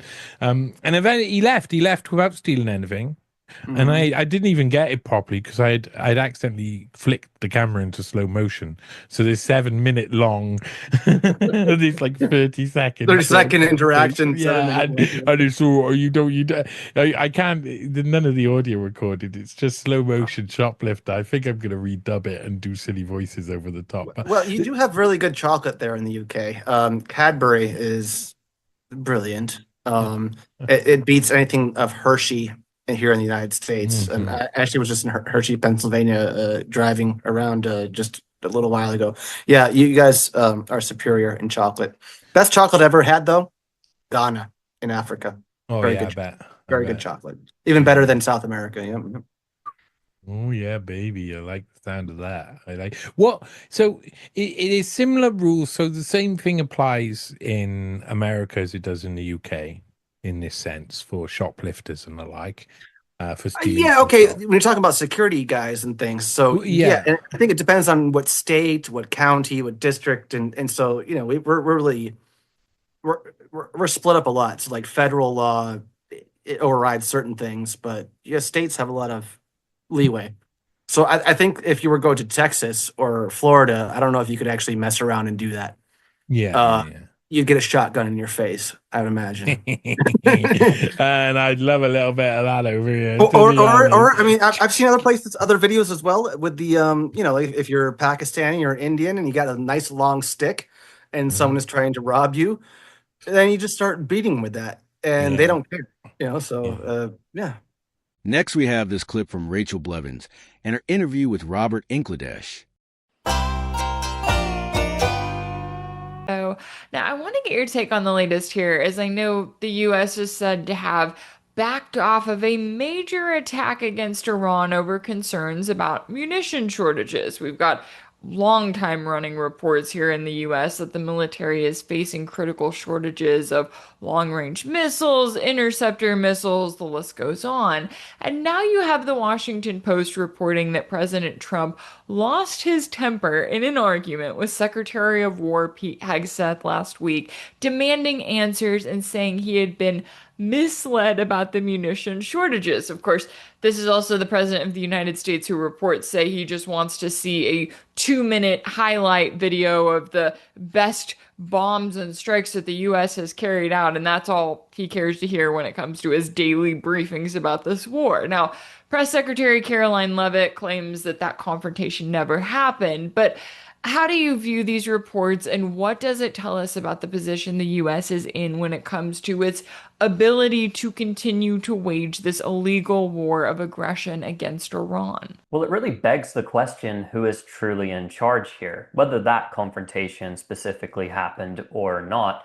We know that the Secretary of War, Pete Hegseth, recently said that Yemen is not involved in the regional war and complimented Trump on his operation in 2025, where he spent billions of dollars to bomb Yemen for a month and a half, which achieved absolutely nothing. So here you have the Secretary of War who is not aware, apparently, or he forgot, that Yemen is involved in the regional war and that Yemen is currently striking Saudi oil and gas facilities and has imposed a counter blockade on Saudi Arabia, which is choking off more of the world's oil supply. And then the President of the United States, I mean, every single statement he makes is false when it comes to Iran and its diminishing capabilities. And now we're hearing, of course, that the US actually has the diminishing capabilities in the region, that 80% of its key interceptor munitions were already used or have been expended, bombed by Iran and taken out. But it's more than just this. All the radars in the region have been systematically destroyed by Iranian ballistic missile and drone strikes. All of those US bases in the region are evidently open to very effective Iranian precision strikes, which are capable of taking out hangars where F-35 fighter jets or MQ-9 drones are positioned. Whether they actually destroy them in every single strike like Iran claims or not, Iran has live intelligence and has proven as such. And the US is also running low on its standoff munitions, on its long-range precision missiles. And if the United States, hypothetically, because it's always posturing as if it wants to perhaps go to war with China, it wants to defend Taiwan and pick that battle, is going to struggle without those munitions. So it's wasted them primarily hitting repeatedly the same targets in Iran. They've failed to penetrate Iran's underground missile cities, and so they resorted to bombing the entrances and exits time and time again. I mean, they'll strike the same target more than 10 times, sometimes more than 20 times, to just try and suppress Iran's rate of fire. And we saw in the recent confrontations, which are the more low-intensity battles that have been waging between Iran and the United States, that without a large-scale air campaign and the Israelis helping them suppress the Iranian rate of fire, they're quite ineffective. It doesn't go well for them. So when Trump is threatening to take out Iranian civilian infrastructure, well, they're low on their interceptors. They're running low on their long-range precision munitions. They're going to need a large-scale air campaign that likely the Israelis will participate in. And at this point, if you go after the Iranian civilian infrastructure, I mean, if you're just looking at power plants inside of Iran alone, you're going after like 500 plus targets, opposed to Iran is going after a dozen or so targets in the Persian Gulf that it has to take out. And Iran's power plants are built with war in mind. You're going to have to repeatedly hit them. So it's not even confirmed, it's not even guaranteed that if the United States escalates and goes after Iran's bridges and its power plants and its water desalination, and of course Iranians don't get the majority of their water supply from desalination, whereas the Persian Gulf Arab states, they do get the majority of their supply of water from desalination facilities. If they do this, like, what will actually be the result? All those Persian Gulf allies are going to be devastated. The Israelis are going to get hit hard. So there is really no option. That's why Trump in the first place asked for a ceasefire and initially agreed through Pakistan to the 10-point plan that was put forward, or the 10 demands that Iran had, before backtracking. And now we've gone for this little tit for tat month after month. It's about to escalate. It stops and starts. And every single time Trump is threatening the same thing, but cannot go through with it. But at the same time, he violated his own memorandum of understanding. He has failed to restrain the Israelis in Lebanon, which was a key demand of the Iranians. So he can't push back against the Israel lobby to end the war, but he doesn't want to escalate, because if he escalates, then this is going to mean enormous repercussions, and it could spiral out of control, as we're seeing. The region is developing, these conflicts are developing, and all the tactics that we're seeing that the United States is publicly putting up that it has to offer are potentially devastating to the United States and Israel if they go wrong. Yeah, that's a great point. And also interesting to see, too, how the US has picked this fight, and yet Iran has the leverage, right? All of these threats coming from Trump, like you were saying, it's like, okay, you're going to hit Iran's bridges. Guess what? They're going to rebuild them. You're going to target their power plants. Yeah, that's not going to have nearly as much of an effect as you want it to, and as it would have if Iran were to retaliate across the region. And I know that when it comes to the Strait of Hormuz, also, I mean, this isn't just a military war, it's also an economic war. And you have Iran's foreign ministry spokesman confirming that Iran and Oman are close to finalizing an agreement on an acceptable route for ships to pass through the strait. And I know there has been a lot of back and forth on this. Obviously, the US can't be trusted, and the US is going to try to get in the middle of any agreement that is made, right? They're going to do their best to sabotage Oman and any sort of deal that it makes with Iran. When it comes to that back and forth there, how do you view Iran's willingness to potentially make a deal for the strait? Obviously, it is keeping their control there, but to allow for Oman to be a part of that, even with the risk of the US trying to interfere and further just blow everything up? Well, I think there's a lot of confusion that has taken place when it comes to this deal that is being negotiated. What the Iranians have said, at least, and what we've heard on an official level is that these are direct talks between Oman and Iran on a post-war scenario for the Strait of Hormuz. And this is something they've wanted to settle for some time, whereas the United States and these papers, these outlets like Axios and others have been leaking contradictory reports and citing unnamed sources to try and suggest that the Strait of Hormuz is about to immediately open and a big deal is going to be struck with the United States. And so far, we haven't seen that. Those reports have already sort of debunked themselves because they put a time frame on when this was supposed to happen. Whether there are any back channel communications that are ongoing, it's very likely that there could be some sort of communication in one way or another. But it's very clear that Iran is not going to open the Strait of Hormuz without getting certain guarantees first. So whatever the United States does, it just simply this sort of an agreement being reached between Oman and Iran is not going to mean the Strait of Hormuz immediately opens. That's not what these negotiations are about. And every single day that the Strait of Hormuz remains closed, and Bab el-Mandeb as well, that Yemen has closed, at least to the Saudis, remains closed, is another day where the US is dipping into its strategic petroleum reserves. And of course, Trump and in the markets, when we're looking at Brent crude futures, that can be propped up, that can be manipulated. But the actual physical supply of oil, that is something that you cannot ignore. So there's a deadline that, and I can't say exactly when we're going to see things get very, very bad. But the Trump administration has to move quickly and it has to make a decision. Either you're going to go to a full-scale escalation regionally, which is what appears to be in the cards. We see that this is the way that things are going, or he strikes a deal, and a deal is going to be very difficult. Because the memorandum of understanding that Trump tore up and completely violated, and the Iranians responded, and they also tore up on their end afterwards, that memorandum of understanding was difficult for the current Iranian government to get the rest of the Iranian system to agree upon. Because the current reformist government gave up a lot of concessions in the opinions of, for instance, even Mujtaba Khamenei, the supreme leader. He openly said in a statement that he had reservations about it. So it will be more difficult to achieve a similar memorandum of understanding again. And it's likely the United States is going to have to give up more. Eventually, even after it blows up into a larger regional confrontation, there will have to be some kind of deal that is struck.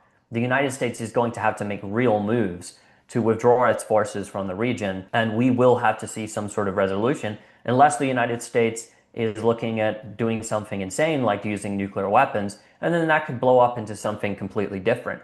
And Trump's rhetoric is suggesting that perhaps nuclear weapons could be in the cards because he's saying we have a strike package that is the largest since the Second World War, and I don't know what that would mean other than perhaps he's talking about using nuclear weapons. And at that point, all bets are off. Now we take a look at this clip from Charlie Robinson. Near and dear to my heart, I get so frustrated dealing with stupid people. And, I try to remind myself that it's not always their fault. But when you're angry, I'm not really interested in whose fault it is, or I just want you to get out of my way and stop shuffling your fucking feet and move faster. God damn, man, I've got a life to lead here. Can you move out of the way so I can walk faster? I mean, this feels like every day of my life is me slowing down to wait for some asshole who's apparently it's the first day he's ever driven a car. Or, hey, we're at the airport. This family standing in front of me, first day ever out in the wild, never seen an airport before, decided that today's the day they're going to fly on a big old airplane and they're going to get right in my way before they do it. I mean, God damn it. I'm trying to not be an insensitive asshole here. But at what point is it their fault? You know what I mean? At what point do we say, look, enough, you guys need to have your own dimension or something to be operating on, because where you are right now, you are in my way.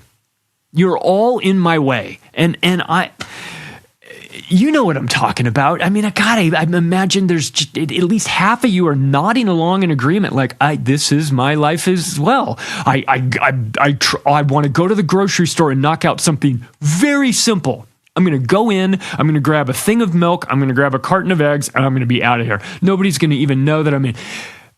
I'll be damned if that doesn't have to turn into a fucking adventure. Okay? I can't even do that anymore. You get up to the register, what's wrong? Register's broken. Well, what's wrong with it? Well, it needs more tape. Okay, well, this is a problem that you face probably 3 times a day when the register receipt thing is running out of tape. Got an idea. Why don't you go get some more tape, dude, and figure it out? Like, my goodness, do I have to be in charge of everything here? I'll tell you, and I might have told this story before. I think I have. And if it wasn't on this show, it was definitely on day 0.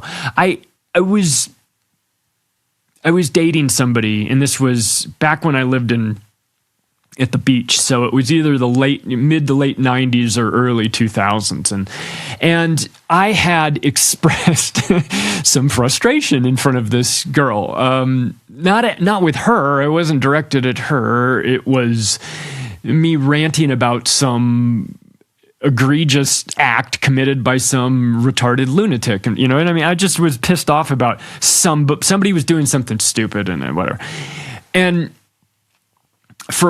it rubbed her the wrong way. And she was like, you have a problem with your anger. And I was like, I do? And she was like, I think you do.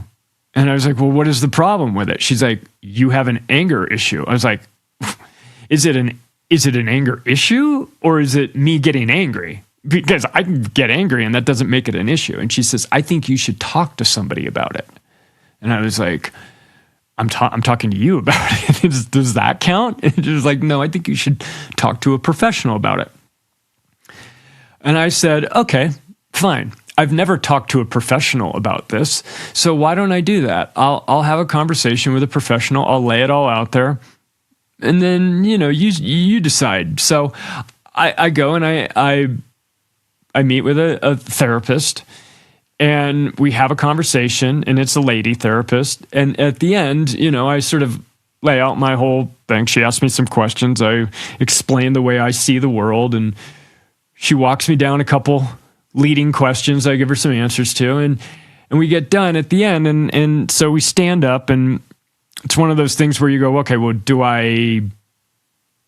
am I going to be on the treadmill? Do I need to come back and see you? Are you going to fit me for a straitjacket? Like, where are we in this whole process? And I said, so, like, where do we go from here? She goes, we're good. And I go, oh, am I fixed? And, because I'm a smart ass. Oh, you fixed me, doc? Thank you. I appreciate that. We're good? She goes, no, look, here's what's going on. You are of high intelligence. And you live in a world of very mid to low intelligence. And you are going to have to get a handle on this moving forward. You're in a sea of idiots. And it's going to be a frustrating life for you. Unless you learn how to deal with this and navigate through a sea of morons and not make yourself crazy. But you're good. The end. And so we walked out. She said, you're not crazy. You just have a low tolerance for stupidity. And I went, oh yeah, that's 100% what I've got. I have a low tolerance for stupidity. And so that's what we're going to talk about today. And it's not necessarily stupid people. There's a sliding scale here. There are people who are born into this world who are just dumb. And they're never going to be smart. They could set their intention to read an encyclopedia and fill their brain with knowledge, but they're just intellectually capped. It's not their fault. Maybe their frontal lobe isn't developed fully. Maybe components of their brain were never maybe your parents' long family tree of inbreeding that really capture intelligence. That's why the Middle East is as dumb as it is, generally speaking, on an IQ level, is because of the inbreeding. It's a catastrophe, right? So there's a variety of reasons where you could lose some points here and there. But there's a new version of this, and perhaps it's always been there, but we haven't been as attuned to it. And this is NPCs, right? The non-player characters. And this is what I want to focus on today because, it's funny. Let's admit that, right? And we'll talk about this, and in my own sort of unique way, I'll try to make it as funny as I can. But the underlying theme most definitely is frustration, right? Because I'm not in a video game. Maybe I am. I don't know. At least as far as I'm concerned, I don't think that I'm in a video game. So, because I don't think that I'm in a video game, all of these NPCs, these people who are set on their predetermined routes that are walking in the same pattern, and tomorrow when I play the video game, they'll be in the same place doing the same thing. It feels very real to me, unfortunately. And I don't know if that was a thing in the past, but in the video games, you are, it's populated with NPCs because as a player, you need to know that there's action going on, and these characters give you the impression that there's other people in this world. Well, I'm in this world right now, this real world, not non-video game world, though everything's got an asterisk because after smoking enough DMT and seeing the grid, it is possible to me that we are in a simulation. And in fact, if that were the case, then the NPCs would make sense. It's really the one answer that I am willing to accept when someone asks the question, why are there so many NPCs out there sort of aimlessly wandering around like Pac-Man ghosts out there on their predetermined routes? And if the answer, if the air quotes God, whoever creator of the universe were to pull me aside and say, it's because you're in a massive video game and we need some people who aren't taking up computing power, they're just there, but they're not really there. They're there in space, but they're not doing much of anything. That would make sense to me. I would go, oh, that fills in a lot of the gaps for why we are in where we are. But let's just say that we're not in a video game. Then all of these know-nothing people out there who are NPCs, they're now just getting in our way. And I don't need them to be there for the video game, for this game I'm going through. I would like for them to be gone, frankly. I'd like for them to get out of the way. Do you know how much easier traffic would move if all of these people were vanished, disappeared? I envision that this might have been the conversation that was happening, something along this line, in the 1800s when these old-timey British eugenicists were out sailing the seven seas, colonizing the faraway lands and coming across people who were 4 standard deviations below them in IQ. They're probably going, this is a different species. And in fact, frankly, a case can be made that it is different species. We have a variety of different species of birds, right? I don't know why it's offensive to say that bird over there is a cardinal. And you go, oh my God, how dare you call that bird a cardinal? That bird is clearly an oriole. And it's like, oh, are you judging by the color of its feathers? It's like, well, yeah, it's actually a different species, so it does different things. Yeah, it's a bird in general, but are all birds the same? No, they're not. Are all people the same? No, they're not. And the idea that we haven't classified people into different species is kind of crazy. When you look at, we've done it with all the other animals, why haven't we done it with people? Because that would be offensive, right? And that's what the guys at the British Round Table were talking about, right? They were interacting with people from faraway lands who might as well have not been human as far as they were concerned. Right, so they were dealing with NPCs a long time ago. You know how they dealt with them? They murdered as many of them as they could. I mean, they really just said, oh, here we go, India, see? Let's just kill all these people, right? So that's sort of what happens when you get on the wrong side of a certain group of people. So the NPCs who are out there populating our world right now, if they existed during a different time and space, they might have been dragged up to the top of a pyramid and sacrificed over a long weekend and had their hearts pulled out by, the guy from Indiana Jones. I'm just saying it's probably best for the NPCs that they weren't around when the Aztecs were there, or they would have been sacrificed. That's all. But it kind of feels like we are living in a multiplayer game. And I'm not even saying that that's out of the question, right? I'm putting that on. I know deeply religious people don't like to think that we're in a video game, because then it turns, I don't know, it marginalizes God. I think if we're just in a video game, then God is essentially some video game developer. God, well. Have you seen what video game developers typically look like? In my mind, I just think God is a little bit more put together than some schlubby guy slamming Mountain Dews and coding till 4 o'clock in the morning. But what do I know? Next, we have this clip from Sam Tripoli. It's just like he never has to worry about haircuts again. That's just the lazy. No, I thing. get it, but dude. they just do it. So they don't have to take his haircut. the kid's got a good skull. Ryder, thanks for coming back. Very excited. We hear you have a new doc coming out. So why don't you tell us a little bit about yourself, where our listeners can find you, and about your doc coming out? Yes, I have a new documentary called Psychic Agent, the GATE program, hoping to be released by August 1st. If it's not out by the time this show goes live, then keep checking Amazon Prime for it. That is Psychic Agent, the GATE program. And you can find me on YouTube and any and all podcast platforms at Raised by Giants, and any social media at Raised by Giants as well. And really what got me into researching into this is because a lot of people remember the GATE program. Millions of kids have been through this school testing program since the 60s, when education, became funded by the government, because we were heavily lacking in scientists and astronauts and engineers, and we needed to keep up with Russia.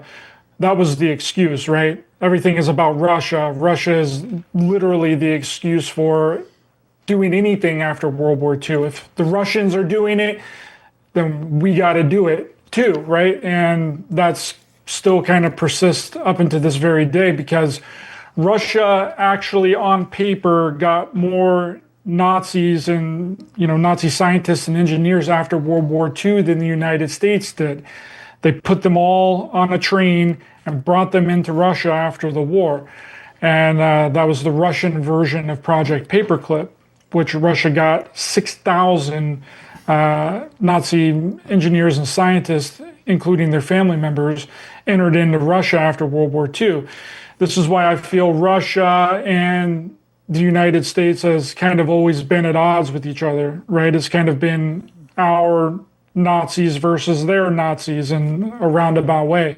Our Nazis have been essentially at war with Russia's Nazis, which is a very interesting way to look at it. But from history, that's what I believe is going on. So when Russia beat us into space with the launching of the Sputnik, this really freaked out the Eisenhower administration, and they realized that the best way to get people recruited into the military and into the intelligence agencies and high positions of power within corporations and leaders of communities, including, inventors and outside of the box thinkers, is if they can control them right out of the gate. That's why it's called the GATE program, right? Yeah, Because through basically the Germans were like the leaders in MK Ultra too. So they were like learning how to manipulate minds and stuff, and then they brought them all over. And so there's this big movement right now on the internet to kind of like patronize. What's the word? Sanctify, maybe? Is that the word I'm looking for? To Richard Nixon right now. Yeah, have you seen this? Absolutely. Yeah. And if you go back to this 60 Minutes video that they did on Loftus, this lawyer named Loftus, he basically looked at the CIA documents, which said that Hitler was part of a committee to bring all the Nazis over. Him, Eisenhower, and a Rockefeller. They were the ones who basically did project. Hitler was? Yeah, no, Nixon. Oh, gotcha. Did I say Hitler? I thought maybe I misunderstood. No, but yeah, it's like he was a big part of that. Like this revisionist history is hilarious. Yeah. Oh, dude, and you hear it. I don't. It's like somebody flipped a switch. Nixon was a saint. He was a patriot. You're like he brought over all the Nazis. Yeah. If it happened today, nobody would care. Yeah, right. He's totally that's true though, dude. It's absolutely crazy. It is. Yeah, right. Yeah, I mean, it's nuts what's going on in this country right now. But yeah, so all that stuff is like, yeah, you're totally right. It's just all Nazi science. Just figuring out who the psychics are and grabbing them. Exactly, and the best people to do that with is children, right? Because children are the future. So if we can control the children, then we can control the future. And if anyone ever goes too far, it won't really matter because they'll be working for the government, right? This is the main reason why nothing really changes in our reality, right? Because anyone that can actually make a difference in our reality is working for the government and their projects. And the people that kind of slip through the cracks that somehow might invent something that would revolutionize the way we operate as a society, their patents are buried under the National Security Act. And no one will ever find out about it. Yeah. And a lot of times they're killed, assassinated, and murdered, right? Yeah. But it reminds me of that commercial that used to run forever.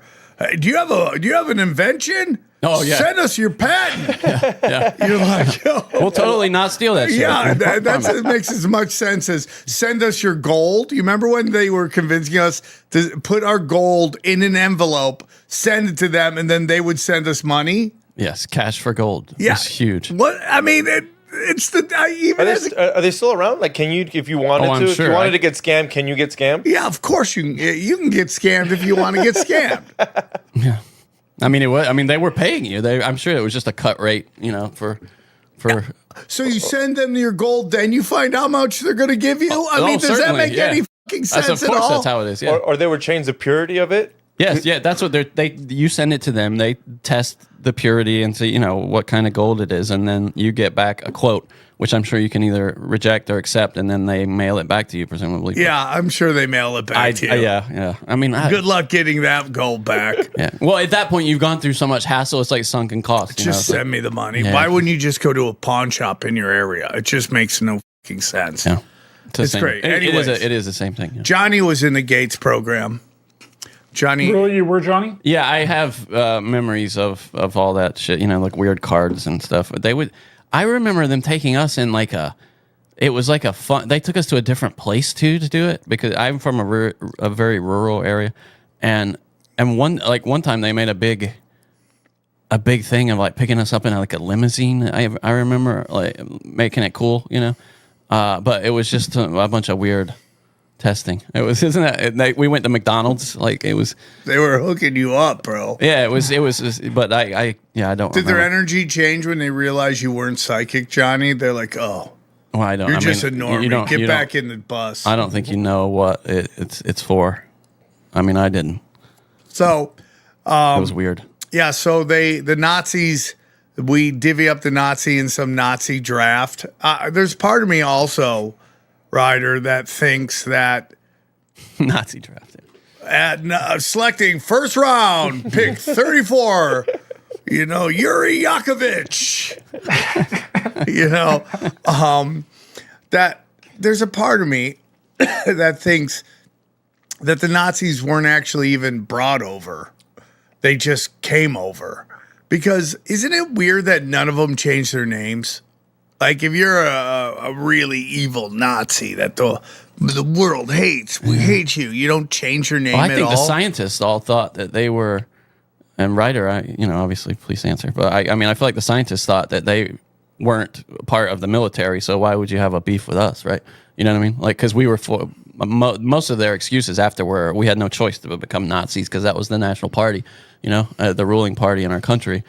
So why would they? And I mean, it worked out for them. You can't really blame them, right? I mean, they didn't even hide their names, dude. Like Von Braun is like, "What up, Alabama?" Going to Alabama football games, and they loved him, dude. People loved. You forget, kids loved Von Braun. Yeah. Von Braun was fun with the whole family, dude. Over there, play games with your kids. Yeah. You know, the kids love space. Those model rockets, man. Yeah. Big hit. Well, it's also that, you know, it's like when in Huntsville, I've said this before on the show, but, you know, it was seen as you were not allowed to talk about him being a Nazi in Huntsville up until like the 80s. That's great. Isn't that crazy? In America. Because they felt like he had no choice. It's not his fault. So they were just like, be nice to our Nazi. He was one of the good ones. Isn't that crazy, dude? Anyways, back to what you were talking about. I feel like I derailed that whole thing, but. No, that's very true. And then Von Braun is just hanging people in Yes. Germany, and then he comes over, and then he's just automatically a really nice guy, and everyone loves him. It's really unbelievable. Dude. No, and catering to him. Like, literally, people listened to him after he came back. It's not like he was just like, okay, let's just leave him alone. No, people had to listen to him, and he was their leader, their boss. Yeah. He was good at rockets. I mean, I have to say. You know, he was the best rocket guy. So we bring all over these Nazis. Yeah, we bring over the Nazis, and when the government got involved with the public education system, they started identifying gifted and talented individuals, right? And I kind of set out to, you know, prove this in the documentary and what they may actually be doing, because this became a really popular topic within the past 2 years. Everyone is talking about the GATE program. It's blowing up on TikTok. It's, kind of like a viral thing because people are having really fuzzy memories about it. They think that other things were happening other than what they were telling them that was happening. And, there are things that people remember that are way stranger than just a different form of education, right? It's like being forced to take strange substances like the pink drink that everyone talks about, right? Playing with blocks, strings, what people describe as 3D glasses, being forced to wear 3D glasses. And which that is very real. It's actually called the Hansfeld experiment. And it's to induce hallucinations and activate psychic abilities. And you can do this yourself. You just cut a ping pong ball in half. You tape them to your eyeballs. You take a bright red light and shine it on your face. And everyone that's done this for a long period of time has experienced something. The guy, Dean Radin, that was just on Joe Rogan a couple of weeks ago, maybe like a month ago, was involved with this Hansfeld experiment. And Dean Radin also in that same interview talked about psychic children and how they're normally more psychic than regular people.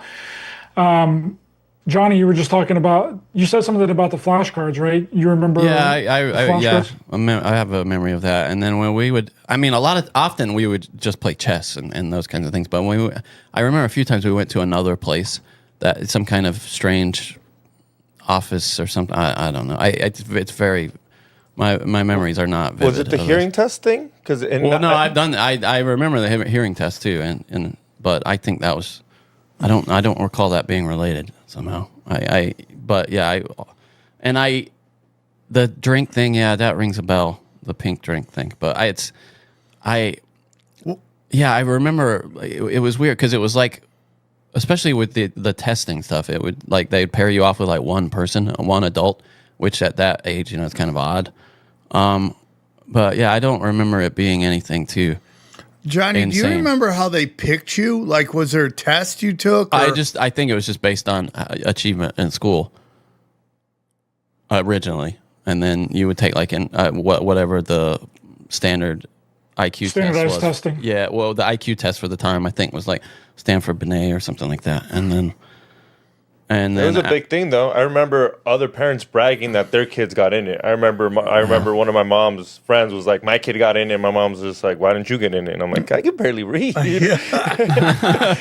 it was a bragging thing, at least in the community, because you brag that your kid's smart. Be like, "Oh, look, my kid got into GATE," and then they would get moved into a whole different school. Yeah, I went to a different school. Like after that, you went to a different middle school. Yeah, they had. It's funny, and it was. Would you go to Hogwarts? No, it was in the middle so they just cut out half of the school that was in the middle of the ghetto to be just a bunch of nerdy white kids. Like, and so that was middle school for me, was at this, but it was, I guess they thought like bringing all these white kids into the ghetto would help the ghetto kids somehow. I think that must have been the thinking.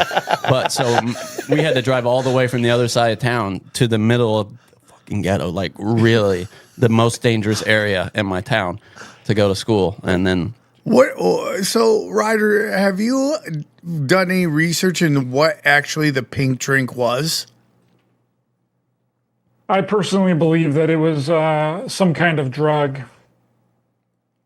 It was some kind of drug, some hallucinogenic drug that was given to children, and then they had to go into this room and put on headphones, which I believe that the headphones were the Monroe Institute gateway tapes. Dude, and the gateway tapes are to induce an out-of-body experience. So you are drugged, and then you have these headphones on, and then you exit your body. And then that is what unlocks the psychic abilities. Several people have, said that out-of-body experiences unlock the psychic abilities within your mind. So they're not only looking for children that may have the ability to be psychic, not that they are already psychic. It's if they can get outside of their body and then become psychic, right? And Johnny, you are correct with the flashcards. Those are very real. They're called the Zender cards, and they were created by psychologist Carl Zender along with Dr. J.B. Rhine out of Duke University in the 30s, where they would do psychic experiments with flashcards on indigenous school children in Canada and children within the United States. And that's what I 100% believe was happening, and that they were not only trying to see if children are psychic, but they're trying to create psychics. That's crazy. And I'm psychic for free. I will say it is. I wonder if some people are conflating that pink drink, because I know if you're from the rural South and you grew up on a well, at schools they would give you a fluoride drink that was pink that you had to. It was tasted like bubble gum that you'd have to swish and spit. Because you weren't getting any of the fluoride. Any of the fluoride, from the ground, and I had to do that. I recall. Johnny! But that was in a different setting. They would make you do that. That makes sense where you were from, but they did that. You got the pink drink in L.A. and like every state that had the GATE program. So fluoride. Yeah, no, I'm sure. Yeah, but what I'm saying, I think I suspect some people are conflating those two, because I remember that too. In these little Dixie cups, you'd get this pink. That is so crazy. With all that we know about fluoride right now. Oh yeah. They're like, okay, they're getting too good of water. Let's just. Yeah, isn't that crazy? And it was a hot. You don't swallow it to be. You just swoosh it around. Yeah, to harden your teeth was the idea, I think. Yeah, but how many kids did swallow it? Yeah, but that's not even the point. The point is, why make it taste like bubblegum if you're not supposed to swallow it? That's a good point. And it's just like we know what that's wrong with it. Fluoride now. Yeah. Like when my daughter goes to the dentist, and here's the thing about these doctors is like they really have like good intentions. They just don't realize what they're pushing.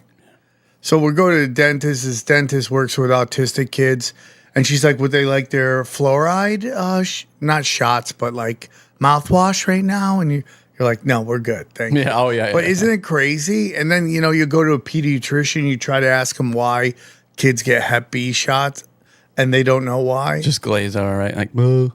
Well, I don't know. It's like, but they think it's good.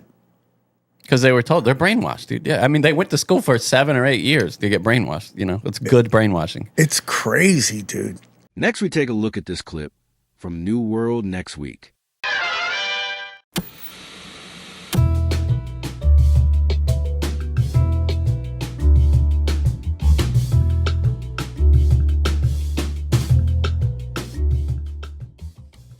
Welcome back to New World Next Week. I'm James Corbett of CorbettReport.com. And I'm James Evan Pilato of MediaMonarchy.com. The screen went blank, flashed several times, and the phone appeared to restart. we have got that fantastic story plus criminal courts. But first, of course, the biggie story around the world. Spain says migrants returning from Ceuta after 57 die in border rush. I've seen sometimes it says 60-something, sometimes it almost says 70-something. Grabbing this from Reuters. Spain said on Friday it reversed a huge rush of migrants into a Spanish enclave in North Africa, with most of the more than 50,000 people who had crossed the border by land and sea already heading back voluntarily. It does seem to me like they're overhyping they all totally went back angle. The Spanish government's representative in Ceuta said 57 bodies been recovered on the Spanish side of the border and that there could be additional casualties on the Moroccan side. It said some drowned, some were crushed while trying to climb the breakwater that holds the border fence. Spain's interior minister said around 50,000 people had crossed the border and estimated that 48,300 had all returned by 6 p.m. the next day. Juan Jesus Vivas, head of Ceuta's local government, said as many as 60,000 people had pushed across over the past couple of days. Moroccan forces beat back crowds with batons and tear gas at the gates of Ceuta, trying to prevent more from entering the tiny Spanish territory that juts on a spit of sandy land into the Mediterranean from Morocco. Please put the map up on screen for us. The rush on the border caused division in Europe, with leaders of fellow EU states, a lot of Italy, called for Spain to ensure that the incident was contained. Italy said it was suspending the European Union's border-free Schengen arrangements with Spain, a measure set to affect people traveling by plane or boat between the two countries. Madrid said the move violated EU treaties. Reuters at the enclave's border saw Moroccan police in riot gear using tear gas to disperse some of the people amassed near the fences. Water cannons were deployed, and the charred remains of a bus and 7 cars could be seen from clashes with the crowds. On the other side, Spanish military vehicles lined up along sections of the border as dozens of migrants watched from a hilltop in Morocco, unable to cross. Several hundred people could be seen returning to Morocco through border posts and holes in the fence, with some saying they couldn't find food or shelter in Ceuta. Honestly, I don't even know why I came, and now I'm going back. A young military-aged Moroccan man who said he was from Tangier told Reuters, again, in the absence of virtually any women or children. I haven't eaten since lunch yesterday, even though I brought some money with me. What we're doing is neither good nor enjoyable. Ayman, a 20-year-old hairdresser from the port city of Larache, who only gave one name, told Reuters he had crossed on Wednesday after a 5-hour swim. There was no food inside Ceuta, and we were kicked out badly by the Spanish army. I'm not sure if that means it was mean that they did it or that they did a poor job at executing to kick out. The question from Global Research: is Morocco weaponizing the Ceuta immigrant flow in behest of the U.S.? And the other questions we wonder. Don't fall for the fake Fox GOP outrage. 2 weeks ago, the House passed a bill that greenlit the transfer of Spanish territory to Morocco. Every Republican voted for it except for Thomas Massey, but now they're all shocked at the invasion. The migration weapon. How Morocco punished Spain for defying them. Folks have maybe seen the AI gif of the boat that's Netanyahu's mouth opening and pouring out people. And you got to have a little bit of media here for monarchy. Javier Bardem amplifies conspiracy theory, blaming Israel for Spain border crisis. James, I went into this pretty heavy on my Monday morning show. Of course, one of my favorite parts is that the Prime Minister of Spain took off on vacation while all this was happening, and he shared his new playlist on social media of some of his favorite songs. So, of course, in Media Monarchy, we had to make up jokes and say, it was a lot of the Beach Boys. Oh, and the Fugees. Well, friendo, another week in the Empire.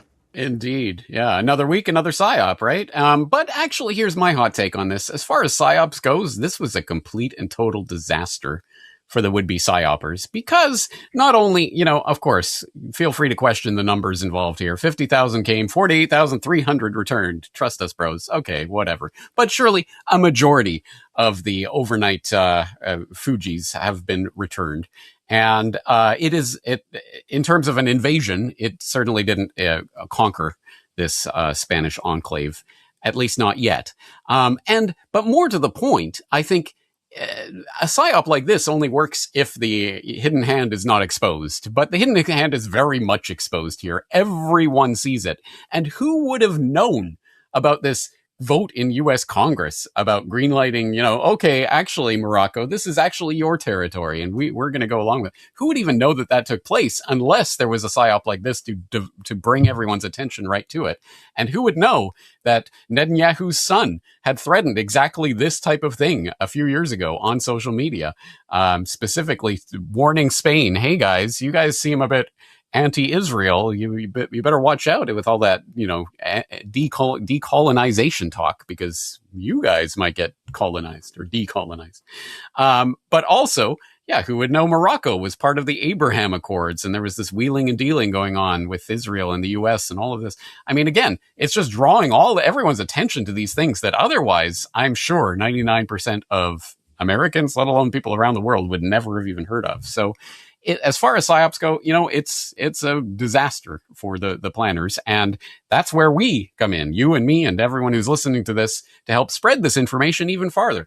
Let's let people know what's really going on here, and by that means, we break the staff of the regime change slapstick operation here in their face and use it against them. Hey, not only did your little invasion fail hard, it exposes the weaponized migration weapon for what it is, and it shows the geopolitics behind this move and what's really going on here. So, I don't know. I just don't think this is the most successful thing they've ever pulled off. I think you're using biblical analogies to help explain what seems to be very biblical here, breaking the staff in front of them. Why on earth is this U.S. congressional business? It would be one thing if you told me, they were talking about this at the UN. Why on earth is any of this being discussed in U.S. Congress? Because I kind of think if you asked any American, they'd say, I don't care, I'm starving and I can't pay my friggin' rent. But it was all, as far as psyops go, it was all about the footage. The footage of just brown people running up on the shore. It's frankly shocking to look at. Also, as a New Mexican, I can tell you that Spain sucks. That's how we get going here. They conquered this area a couple hundred years ago. That's how we get going on New World Next Week, episode 639. Hope you are staying cool wherever you are, and we appreciate you tuning in to long-running, fear-free, ad-free alternative media, again, brought to you by you. Never seen ads on our work, never seen us shilling a bunch of weird products, just the work. When you look into our show notes, you see the links for the stories we are discussing. With disgust, International Criminal Court prosecutor Karim Khan dismissed. Grabbing this from UN.org. Everything we say, all linked up in the show notes. The decision was made by simple majority during a closed-door vote among the 125-member Assembly of States parties to dismiss Mr. Khan, who member states had elected to serve a 9-year term as the court's prosecutor in 2021. That's how the article starts, James. You have to get his full name from the headline. That's not generally how I like my journalism. I'd like to be introduced to the players in the opening article. Then we can, once we define our terms, move on. UN does not use the trivium. The Assembly has decided by a majority of 82 states' parties that prosecutor Karim Khan committed serious conduct and a serious breach of duty, and to remove him from office. The Assembly President announced calling for the dignity and privacy of all those involved.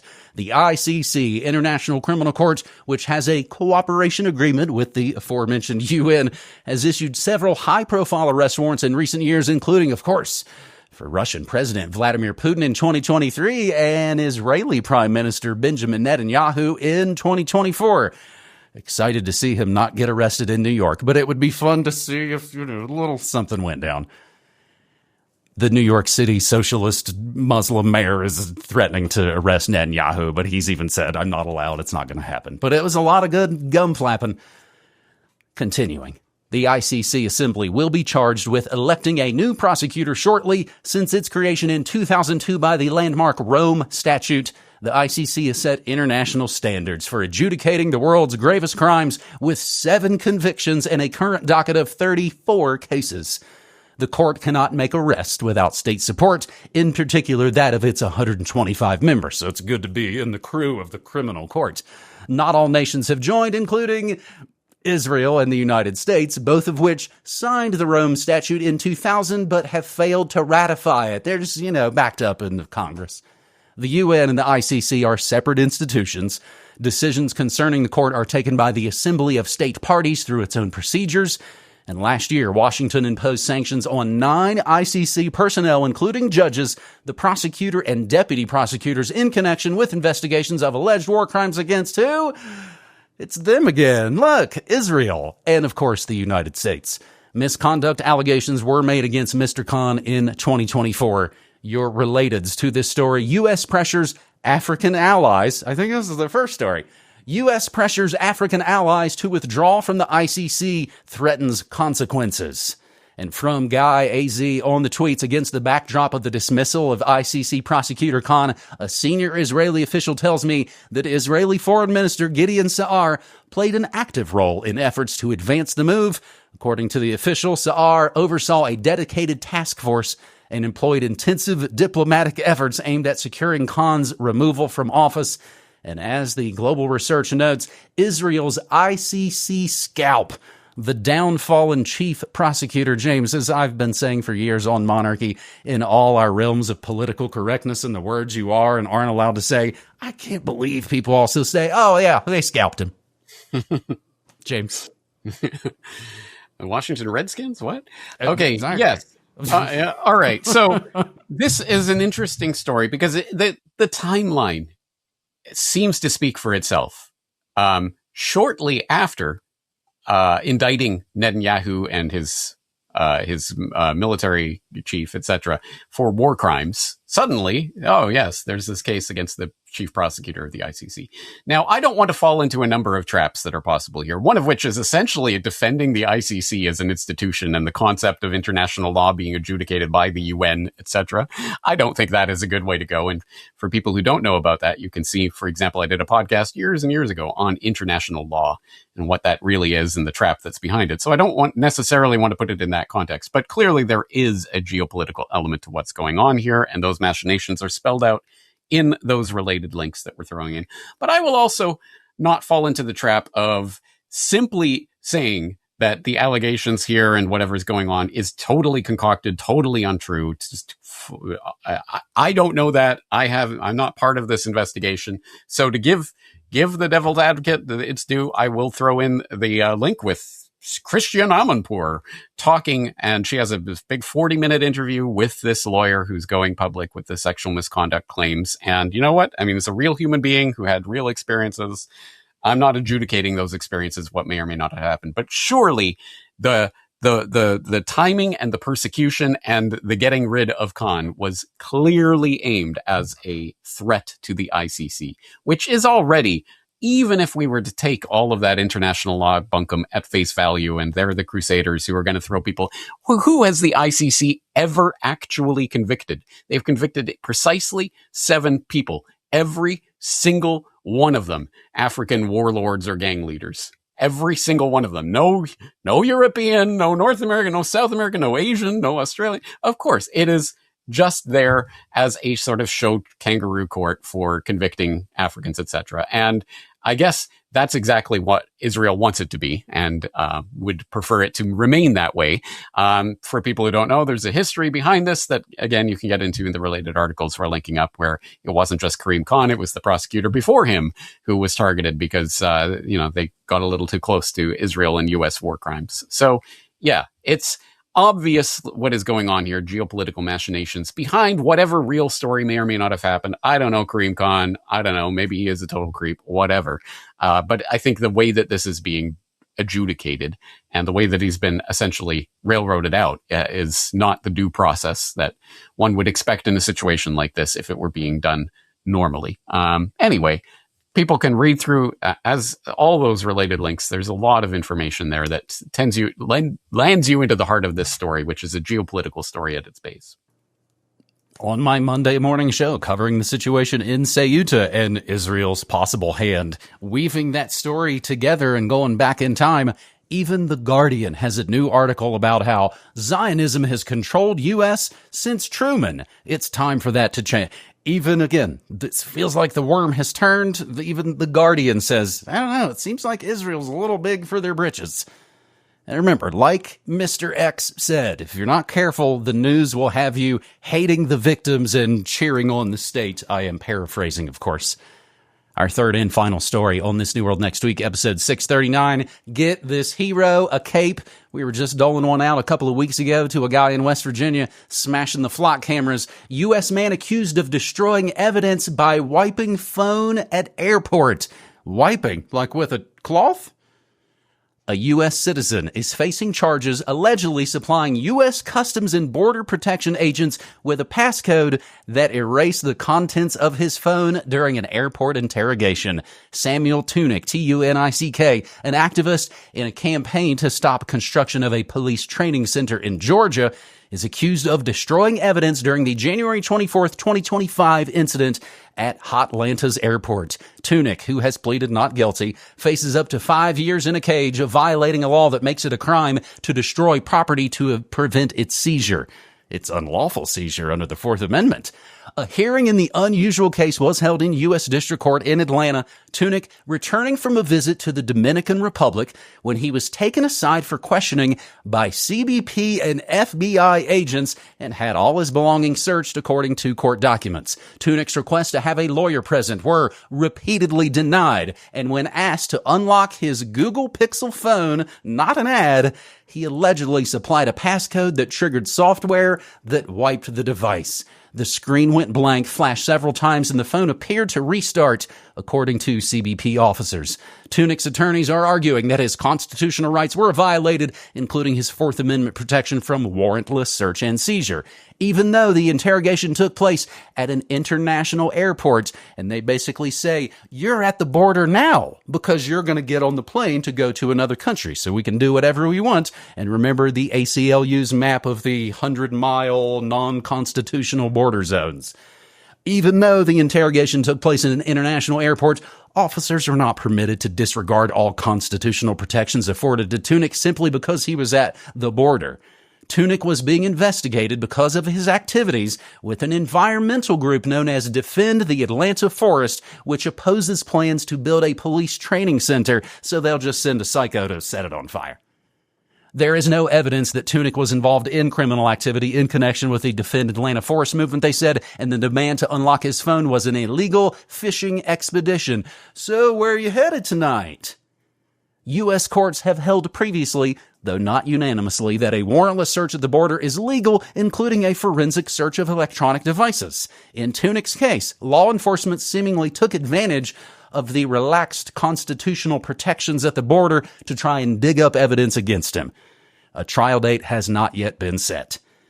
I am not a lawyer. This is not legal advice, but Brave Search told me the ability to wipe a phone by entering a fake code is a unique feature of Graphene OS, a privacy-focused operating system that runs exclusively on Google Pixel devices. The feature, known as the duress password, not available on standard Android or iOS. The process wipes all data without requiring a reboot or displaying an error message to the observer. So it's not like the phone flashes and says, "Ha ha, I gotcha." They just think, oh, it may be glitched out. And that he is trying to stop a police camp. And not an illegal being rousted by feds at the border, says, of course, they all work together to protect the fat blue line, I'll call it. This guy has nothing to do with any international intrigue or being illegal. They're all just colluding to get what they want, and what they want is their own police data center. Oh, wait, a training center.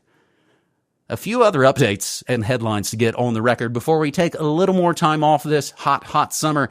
They did arrest another guy allegedly connected to that deflocking of Morgantown, West Virginia. New information released in Morgantown flock camera case. Alleged accomplice arrested.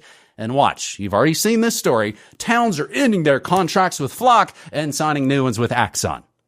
That's one of the new companies, AXON. Again, it's not about Fauci. It's not about Flock. The agenda rolls forward. They want you to fixate on that jerk. And once we get rid of him, everything will be peachy keen, right?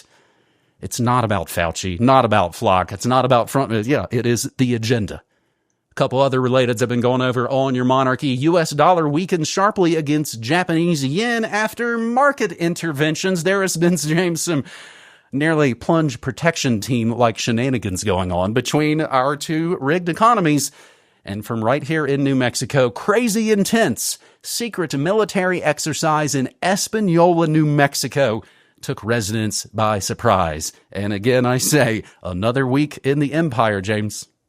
You know, isn't that the bread and butter, old school, like old radios, conspiracy stuff, the black helicopter drills and stuff that you're crazy. That doesn't exist. And, oh, wait, maybe it does. And now it exists and it's good. And now you're crazy if you say you don't like this, even if you're a war veteran who had no warning about this and suddenly here's flashbangs and freakouts. Sorry about that. Yeah. Exactly right. You know, that's the standard play, isn't it? You're crazy for thinking it. You're crazy for that doesn't exist. It doesn't. Of course it exists, and it's a good thing.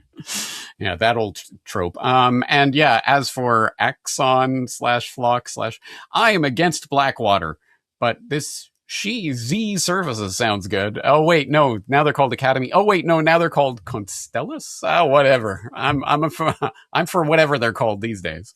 Yeah, exactly. But on the note of the wiping story, yes, it's an important story and something that people should know about. Yes, Graphene OS has the duress password, and people want to know more about that story and the ins and outs of it. I'll throw in a link to a 404 Media podcast they just did on this, where they were looking at the case specifically and what was going on there, and that he's not being charged with obstruction of justice because it's not like they had any actual reason for believing he had any incriminating evidence on his phone.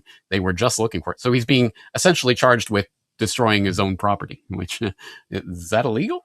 Anyway, well, apparently they want him to be illegal. But also, yes, it turns out that this guy, they had this story on that podcast about how some time ago, a couple of years ago, I don't know, he was applying to work at some Christmas tree farm or something like that, and this particular activist guy, and they wanted a background check because it was on like school property or something, so he had to get a background check. He had zero criminal record, no convictions, no nothing. So he's like, okay, yeah. And the background check turned out, oh no, we can't hire you. There's something fishy there, but we can't say what. But here's a number for the FBI. You should phone them. And yeah, of course, they are prosecuting someone who dares to be an activist. Not even someone who's been convicted of anything, no crimes, whatever. It's just an activist. And yeah, when you point out, yeah, of course, they're just protecting the fat blue line. I guess my cynicism has come to the point where I didn't even think to question that. Of course, that's what they're doing. Of course, that's why they're stopping this guy. Of course, that's why they're going after his phone. And that, of course, that's why they're angry that he wiped the phone on him. We shouldn't get that complacent where we think, of course, because no, not of course. No, this is completely, stupidly, blatantly, terribly tyrannical. And we should not put up with it. And I think more people should think about Googling their phones in general and maybe having a duress password. Yeah, that might be a good idea for people in the future. Or if you really have planned out your travel, just mail your device ahead of time, and then it's waiting for you when you get there, because you know they all want to go through all your devices all the time. James, yeah, that's pretty brutal New World Next Week there. But you're right. I hate Clear Channel. iHeartRadio. That's the name of Clear Channel now. iHeartRadio. So all those complaints about Monsanto, all that stuff goes away. They change the name, and it malfunctions people. It's fascinating. Good googly mooglers. That is New World Next Week, episode 639. We run newworldnextweek.com. As you may have heard me mention earlier in this episode, we do not sell garbage. We sell our work, our life's work of a combined over 30 years, at least here in Monarchy and Corbett. We run New World Next Week so you can get some shirts, you can get some hats, you can get my radio play about Danny Casolaro and that software that connects, of course, somehow to the whole Epstein operation. You can get the Corbett Report USB drives. All the work is there. And again, that supports us and helps keep us, as I like to say, fear-free and ad-free. I do play the exclusive audio of these episodes before we publish the video of them. I do that on my Monarchy Radio. That's at MediaMonarchy.com/listen. That's around 10 a.m. Mountain Time here in northern New Mexico. And one last deprogramming note. It is my turn to birthday next week. So we'll be taking a little time off. And James, did you have a little break last week? Did you have fun? I did indeed. And in fact, you know what? It turns out the James Evan Pilato birthday week celebration is now spreading international, and it will also engulf the Corbett Report here in Japan and even Brock in Vietnam. We're going to be taking a week off as well in celebration of your birthday. So everybody take a week off. Yes. Drinks on me. Let's all have some good times and remember all the things that we are fighting for against this new world order. James, that is episode 639, my friend. Always an enormous pleasure to be able to do this work with you again, year in, year out, into our second decade. It is amazing to think how long we've been doing this, and we're going to continue doing it as long as we are possibly able, but maybe not in the hottest week of August, in the hottest month of the year, you know. But having said that, yes, Corbett Report will be a little quieter throughout the month of August. But we will be back in 2 weeks with the next edition of New World next week. So definitely stay tuned for that, and check out the store in the meantime if you want to keep us going and growing, so that we'll be back better than ever when we do return. On that note, James Evan Pilato, thank you for what you do. Looking forward to doing it again with you in a couple weeks, and happy birthday, buddy. Thank you so much, man. Take care. Appreciate you. Fuck this shit. I'm just gonna dance now. Fuck this shit. 'Cause we don't have a chance now. The whole world is fucking gone to hell.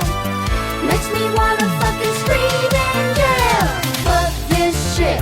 I'm just gonna dance now. Fuck this shit. 'Cause we don't have a chance now. Guys, all rock.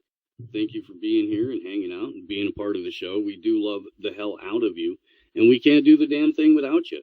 It's a value for value gig here. If you're new here, you're kind of, just getting into the thing. This is how the show works. Every time you see not only AM Wake Up, but every other show that airs on the channels, all of that content comes to you for free. Nothing is ever going to be put behind a paywall. There's no subscribe to this to get that. You don't have to learn a secret handshake. We get $0 from advertisers. We get $0 from paid sponsors. That's why you don't hear 10 or 12 minutes of ad reads and shit at the beginning of the show or throughout it, because it doesn't exist in this environment. Instead, if you guys see value in what we're doing, you like the conversations, you like the guests, you like the jokes, whatever it is. If you see value in that, send it this way, and that's how we get to do the thing. There's a whole bunch of different ways that you can participate. There's a couple of things that we definitely need to see from you guys. Most importantly, time, talent, and treasure. Time and talent, because it's just me doing all of the things 7 days a week in order to make sure that you guys see this stuff and I participate and hit the fucking like button. It's not going to break your wrist. I promise. On the talent end, if you make clips, please do that and get them out there. I don't care if 3 people are going to see it. If you tag us, we'll retweet it too, and then 3 more people are going to see it. The way that we're buried in the algorithm. But it helps. Every little bit helps. Exact same philosophy applies to the treasure part. Every little bit helps. If you're at all in a position to contribute to independent media, all of the direct donate links, including Bitcoin, are in the description. So if you have, 55 Bitcoin and you want to give the show 1, it's going to get dispersed to at least 5 other content creators that day. Kind of a fucking ass clown wouldn't have the heart and compassion to donate to baby Steve. Now, let's take a look at some highlights from AM Wake Up from this week. Make sure to support and share their show to keep this great channel going. Share the show. Share the show. Share the show. Share the fucking show.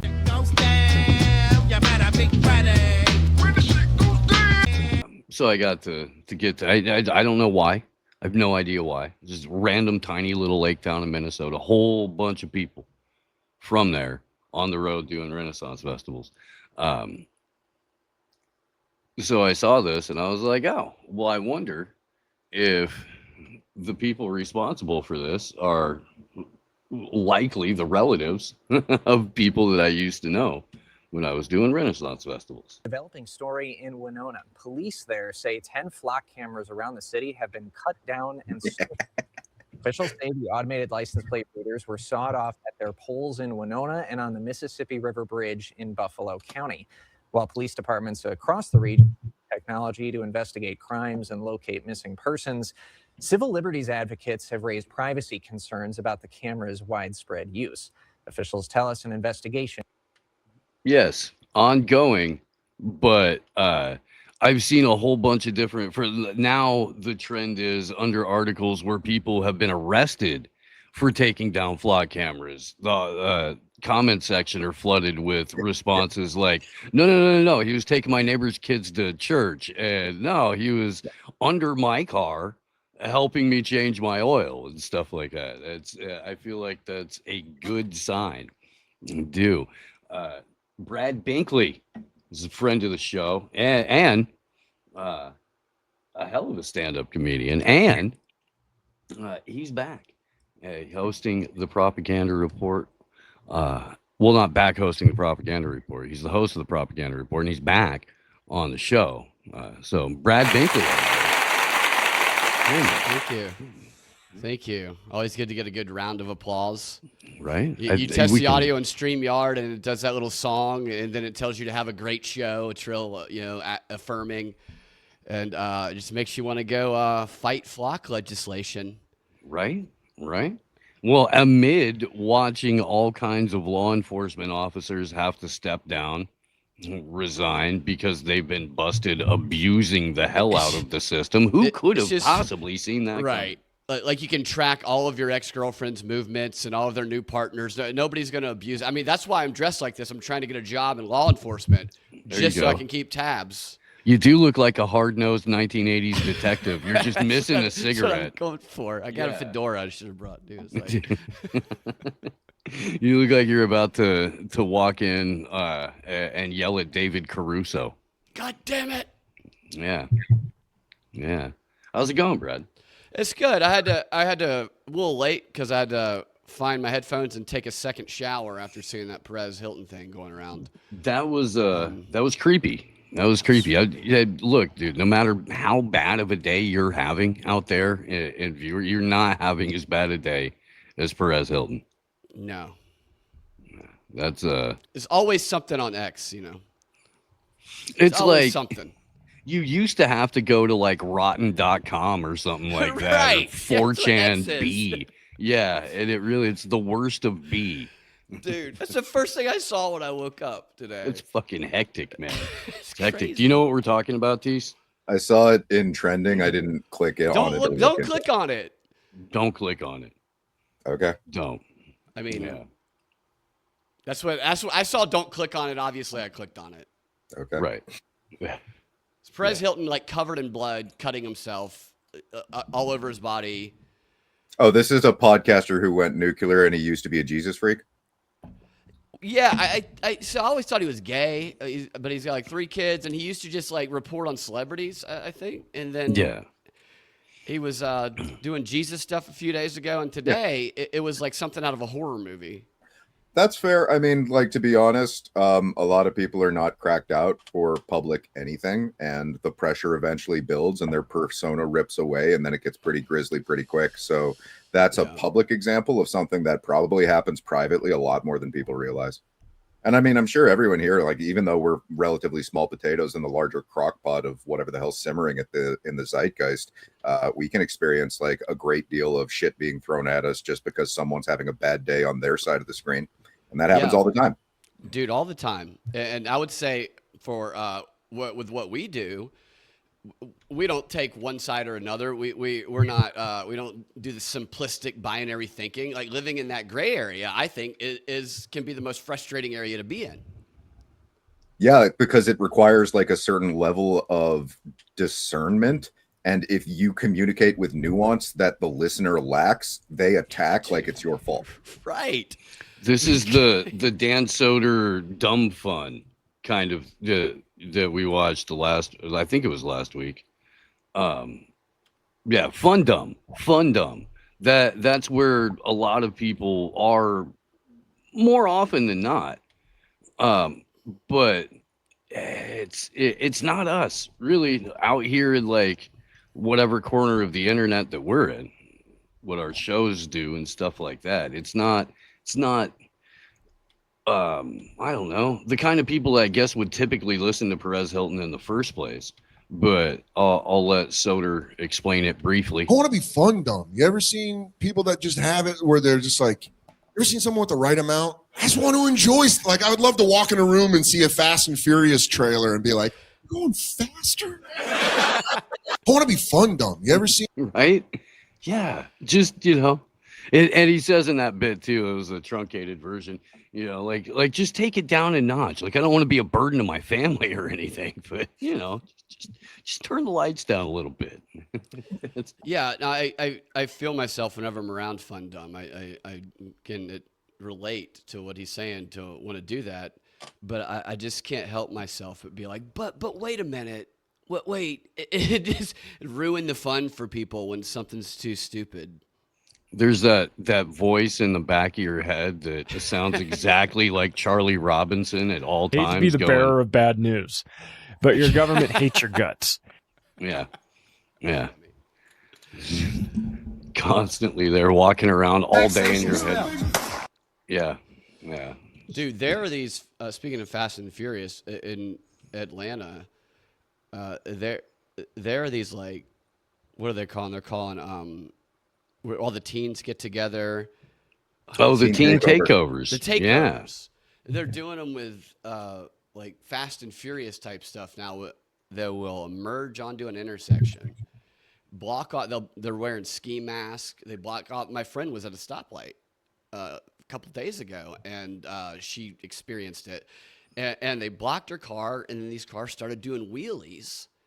And then a cop or something showed up, and two kids started running around going, run! They're firing guns in the air. It's chaos. That happens pretty much every weekend in Oakland for years. And that's called a sideshow when they do it in Oakland, and they'll block off an intersection. Everybody will whip donuts and stuff like that. And half the time somebody gets hit or somebody falls out of a car because they're already hanging out of the passenger window twerking.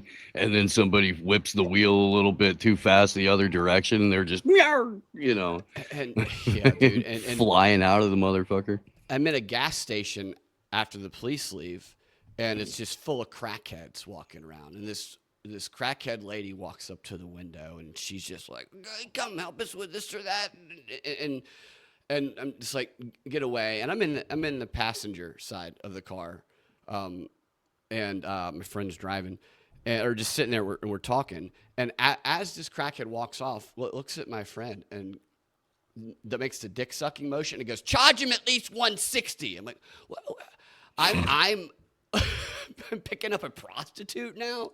I don't know who should be more offended, me or her. Right. You should share equal offense right there. And yeah, they've been doing sideshows on the Bay Bridge for the last year or so. That's crazy. Where they'll just shut down traffic and fucking. And sometimes it's they'll do it with dirt bikes. Sometimes they'll have four-wheelers out there. Yeah. Well, the cop said when we told him what happened, he goes, next time, just run him over. That's what he said. Atlanta PD's like, look, do us a favor. Okay. You could at least, if not outright kill them, make it just way harder for them to run away from us when we show up, because we're not trying to jog today. Not like, and Atlanta really is kind of like the Oakland of the Southeast, so it doesn't surprise me that sideshows are popping up in the ATL. Imagine taking that advice, though. I mean, this police officer, he seemed dead serious. Oh, I'm sure he was sincere, yeah. And you plow through them next time and kill them. One, you're going to raise a lot of money on Give, Send, Go. There's no doubt about that. You're not going to survive. Like, right. But when you get locked up and now you're in the Atlanta City Detention Center with 18 of your victim's cousins. Yeah, Rice Street. Probably not going to go well. Although you do get nice little uniforms that say ACDC on them because it's the Atlanta City Detention Center. Yeah. Yeah. It's a beautiful. I've been there a time or two briefly. It's a very beautiful facility. Right. Downtown Atlanta, freaking Hilton. Dude, they actually cleaned out Atlanta. They stuffed all the homeless people in shipping containers for the World Cup. Mm-hmm. Yeah, and they sent them to California. Yeah, right. And so all these people have been here in this little small area, which is usually like the worst area to ever go. And I was talking to a lot of people on the street, asking them, what they thought about the city, and they're like, "Oh, it's the cleanest city I've ever been to. It's so safe." And I'm like, "This is like the North Korea propaganda, where they bring people, and they show you what you want to see." And you're like, Atlanta, Georgia. And I'm like, once you go over to Magic City and then hit the BP next to it, and you'll see if it still feels that way. Take a stroll around Candler Park. Do that. Do that.